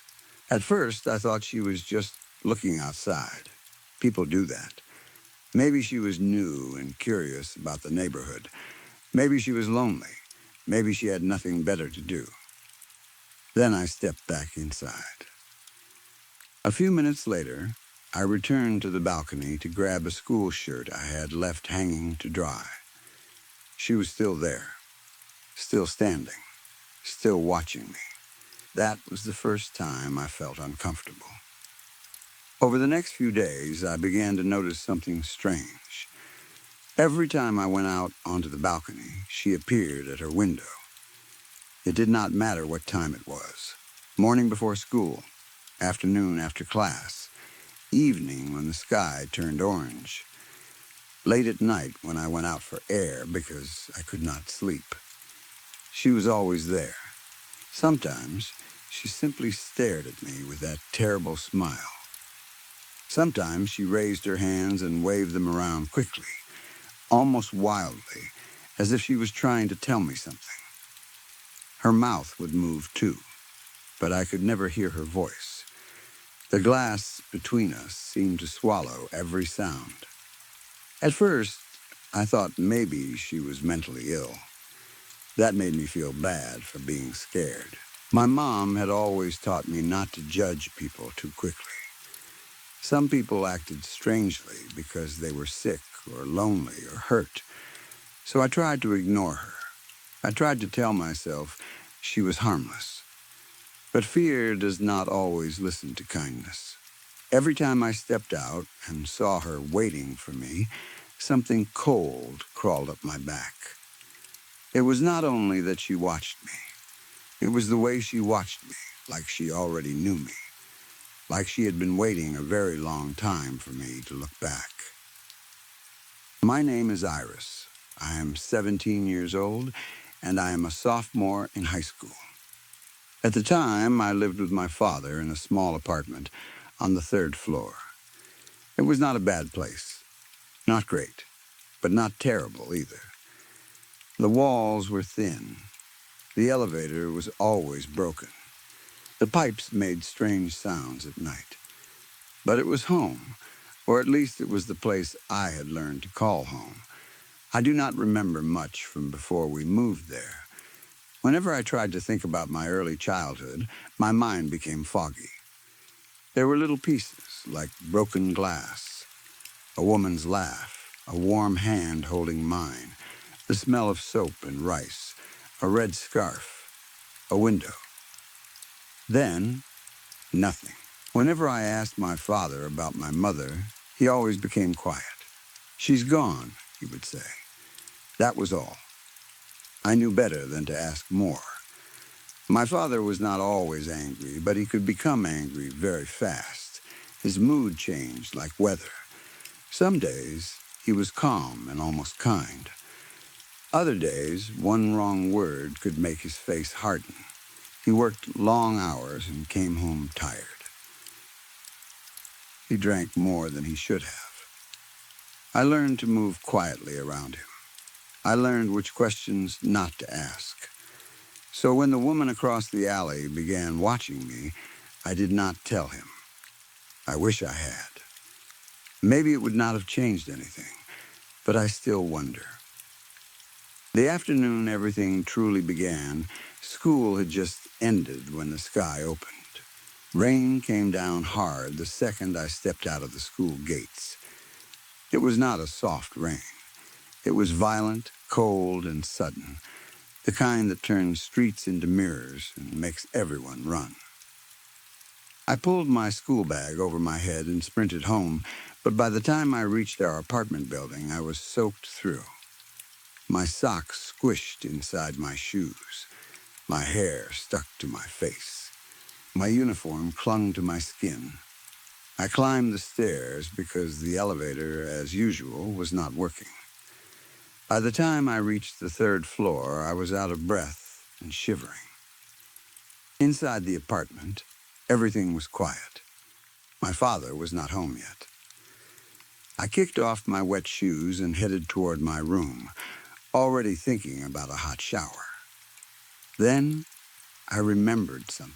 I had left a bath towel hanging on the balcony that morning. Just my luck, I muttered. I went toward the balcony door. The curtains were already open. That made me stop. I did not remember opening them before school. I almost never left them open anymore because of the woman across the alley. Yet there they were, pulled apart, fluttering slightly in the cold wind leaking through the balcony door. I told myself I must have forgotten. The rain was still falling hard, tapping against the railing and splashing into the alley below. I stepped onto the balcony, grabbed the damp towel, and hugged it against my chest. Without meaning to, I looked across the alley. The woman's window was empty. For the first time in days, she was not there. I let out a long breath I did not realize I had been holding. Relief washed over me so strongly, I almost laughed. Maybe she had moved away. Maybe she was only visiting someone. Maybe she had never been watching me at all, and I had built the whole thing up in my head. Then a woman's voice whispered right beside my ear. "Were you looking for me?" Every hair on my body stood up. The towel slipped from my hands and fell onto the wet balcony floor. For 1 second, I could not move. Then I slowly turned my head. The woman was pressed against the outside of my window, not across the alley. My window. She was on my side of the building, clinging to the glass from outside the third floor. Her face was so close that her nose almost touched the pane. Rainwater streamed down her deathly pale cheeks and dripped from her chin. Her hair hung in wet strings around her face. She stretched her mouth into that same wide smile, but now that she was this close, it looked even worse. Her lips moved quickly, like she was speaking fast, begging, warning, maybe screaming. But I could not hear a single word. My mind went blank. We were on the third floor. There was no ledge outside that window, no pipe nearby, nothing she could have climbed. There was only the flat wall, slick with rain, and the drop to the alley below. The woman lifted one hand. Her palm slid across the glass. She moved as if she meant to crawl inside. Terror took over my body before I could think. I lunged forward and shoved at her through the open part of the window, trying to push her away, trying to stop her from coming in. My fingers touched her skin. It was cold. Not cold like rain, cold like something that had been buried. The moment my skin touched hers, her eyes flew wide open. Her smile vanished. She let out a scream so sharp it seemed to split the rain itself. Then her body jerked backward. She fell. I watched her drop past the window and disappear. A heavy crash came from the pavement below. I stood frozen for several seconds, my hand still in the air. Then I stumbled to the balcony railing and looked down. The woman lay on the concrete in the alley. She was not moving. Her body was twisted in a way no living body should twist. Blood spread beneath her head in a thick, dark pool. Rain fell into it, thinning it, carrying red trails toward the gutter. My legs became weak. I grabbed the railing to keep from falling. I had killed someone. That was the only thought in my head. I killed her. I killed her. I killed her. I blinked hard, unable to breathe properly. Then I looked down again. Her body was gone. The blood was gone, too. The alley below was empty. Rainwater ran across the pavement, clean and gray. There was no body, no red stain, no sign that anything had fallen there at all. I backed away from the railing. My heart was beating so fast it hurt. I told myself I had imagined it. I told myself the stress, the rain, and the strange woman had made me see something that was not real. But my fingers still felt cold where I had touched her. I went back inside and locked the balcony door. Then I pulled the curtains shut. I did not turn on the lights. I do not know why. Maybe I was too scared to see my own reflection in the glass. Maybe part of me believed that if I stayed still and quiet, the world would return to normal. Dusk came slowly. The room grew darker. The rain softened, then became steady and quiet. I sat on the floor beside the balcony wall, hugging my knees. At some point, without meaning to, I must have fallen asleep. A tapping sound woke me. Thud, thud, thud. At first, I thought it was part of a dream. Then it came again. Thud, thud, thud. The sound was slow and heavy, echoing through the dark room. I opened my eyes. The apartment was almost completely black. The only light came from the street below, faint and gray behind the curtains. My throat tightened. I knew where the sound was coming from. The window. I slowly turned my head. The curtains had moved apart just enough for me to see the glass. The woman was back. She stood outside the window, but this time her face was covered in blood. One side of her forehead was split open. Skin had peeled away from her cheek and curled back from her skull. Blood ran down her face in thick lines, dripping from her chin and staining the glass. She raised her hand and hit the window again. Thud, a bloody palm print appeared on the glass. She hit it again. Thud, another print. I screamed. My body gave out, and I collapsed onto the floor. I crawled backward until my shoulder hit the wall. "Why won't you leave me alone?" I sobbed. The woman did not answer. She only stared at me. But this time, her expression was different. Her eyes looked sad, not angry, not hungry, not evil. Sad, deeply, painfully sad. Then, without warning, she pushed the window open. Cold rain, scented air rushed into the room. The woman threw her body forward, trying to climb inside. But halfway over the sill, she lost her balance. She began to fall again. Something inside me changed in that instant. Fear disappeared. I saw only a woman falling. I lunged forward. "Don't fall," I cried. I grabbed her wrist. Her skin was ice cold, but strangely weightless. It felt as if there was no bone beneath it, no muscle, no real body, only cold air wrapped in the shape of a person. The woman lowered her head and looked at me. For the first time, that awful smile was gone. Her eyes softened. There was so much tenderness in them that my chest hurt. Then her body began to break apart. Not with blood or violence. She crumbled slowly, grain by grain, like dry ash being carried away by wind. Her wrists dissolved in my hands. Her face turned to dust. Her hair scattered into the room like black powder. In seconds, she was gone. I was left kneeling beside the open window, holding nothing. A deafening crash exploded inside my head. The world went black. When I opened my eyes again, I was lying on cold pavement. My cheek was pressed against wet asphalt. I could not move. My body felt heavy, as if something invisible was holding me down. Around me, people rushed past, but when they saw me, they stopped, their faces twisted with fear. I tried to speak, but no sound came out. A woman passed close to me. I reached out with all my strength and grabbed her ankle, hoping she would help me stand. She looked down. Her face went white. Then she screamed, "A ghost come back from the dead." A ghost? I stared at her, confused. What was she talking about? Before I could understand, the woman's body dissolved. Her skin turned to dust.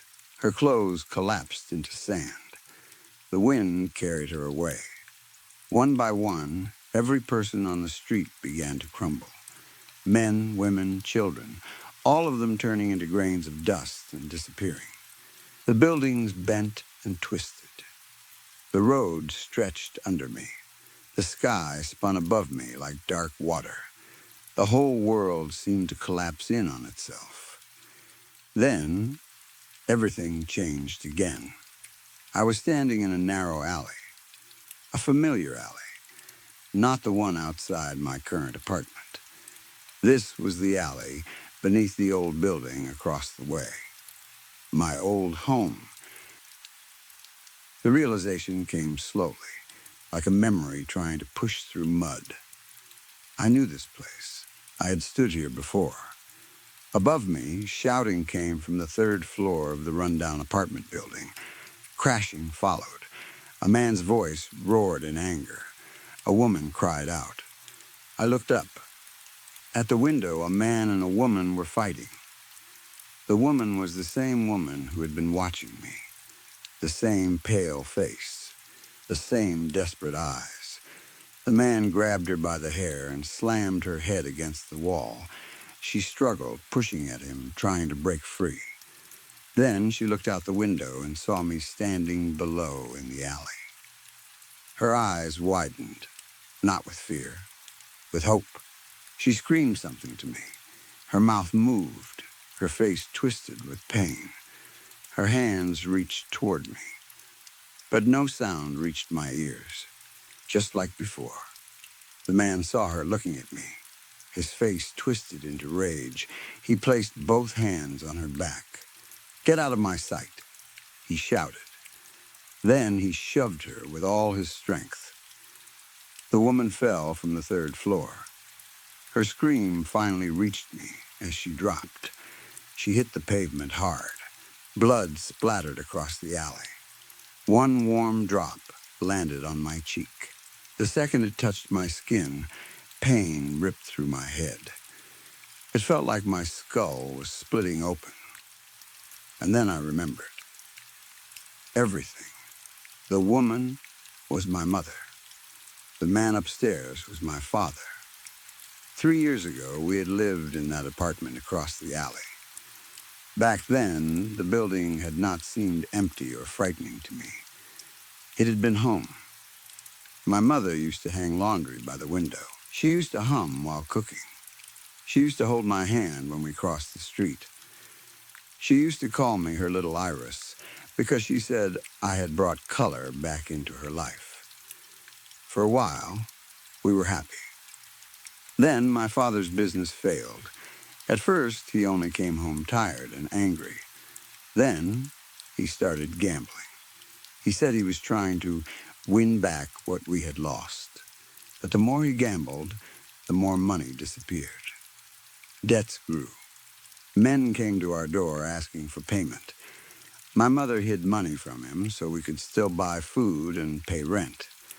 When he found out, the fights became worse. Every night, they screamed at each other. Plates broke. Doors slammed. My mother cried when she thought I was asleep.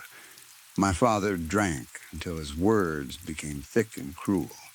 One afternoon, he gave me $5. Go buy snacks, he told me. I was young enough to be excited by that. $5 felt like treasure. I ran out of the apartment and down the stairs, happy to escape the shouting. When I came back, I was still holding the snacks in a small plastic bag. I entered the alley just in time to see my father push my mother out the window. She fell. She died right there on the pavement. I screamed until my throat hurt. I dropped the bag and tried to run, but my father saw me. His face changed when he realized I had witnessed everything. He came after me. I ran down the alley, crying, slipping, calling for my mother even though she was already dead. He caught me before I reached the street. He grabbed my arm so hard I thought it would break. In his other hand, he held a knife. He raised it above his head. The final memory clicked into place. My father murdered my mother that day. Then he murdered me too. The spot where my body fell was the exact place where I was standing now. I had never been alive all these years. I had only forgotten that I was dead. The apartment I thought I lived in, the school I thought I attended, the ordinary days I thought I had been living, all of it was a trapped world made from broken memories. I had been walking through a fake life, repeating pieces of what came after, never knowing the truth. My mind had hidden the memory from me because it was too terrible to hold. My mother had not been trying to scare me. She had stood at that window every day to make me remember. She had waved her arms because she was begging me to see. She had smiled because she was trying not to cry. She had followed me because she refused to leave me alone in the lie. The world around me began to crack. The alley split apart like glass. The old building shattered into tiny pieces. The sky tore open. The ground beneath my feet broke into fragments and drifted upward into darkness. Only my mother remained. She stood in front of me, whole and gentle, no blood on her face, no fear in her eyes. She smiled at me, but this time it was real. Warm, soft, the smile I had forgotten and missed without knowing it. She held out her hand. This time, when she spoke, I heard her clearly. "Iris, darling," she said, "Mommy's here to take you home." Tears streamed down my face. I walked toward her. I took her hand. It was warm. The darkness opened around us, endless and quiet, and swallowed everything. Hundreds of miles away, inside a prison, a middle-aged man woke with a violent gasp. His hair had gone white over the years. Deep lines cut across his face. He sat up on his narrow prison bed, soaked in cold sweat, breathing as if he had been drowning. For a moment, he did not know where he was. Then he saw the gray walls, the metal toilet, the bars, and the small window high above the floor. He was still in his cell, still alive, still trapped. He had been dreaming. In the dream, someone had been tapping on a window again and again. Thud, thud, thud. He wiped sweat from his face with shaking hands and tried to tell himself it was only a nightmare. Prison did that to people. Guilt did that to people. Memories came back in strange forms when there was nowhere left to run. Then he heard it. Thud, thud, thud. The sound was real. It came from the small window. Slowly he turned his head. The moonlight outside was pale and cold. The glass should have been empty. Nothing could reach that window from outside.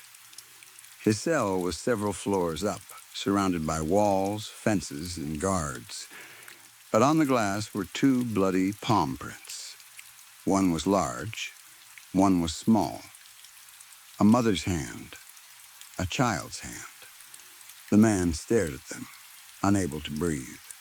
Then, in the moonlight beyond the glass, two figures stood quietly outside his window, watching him. And this time, they did not disappear.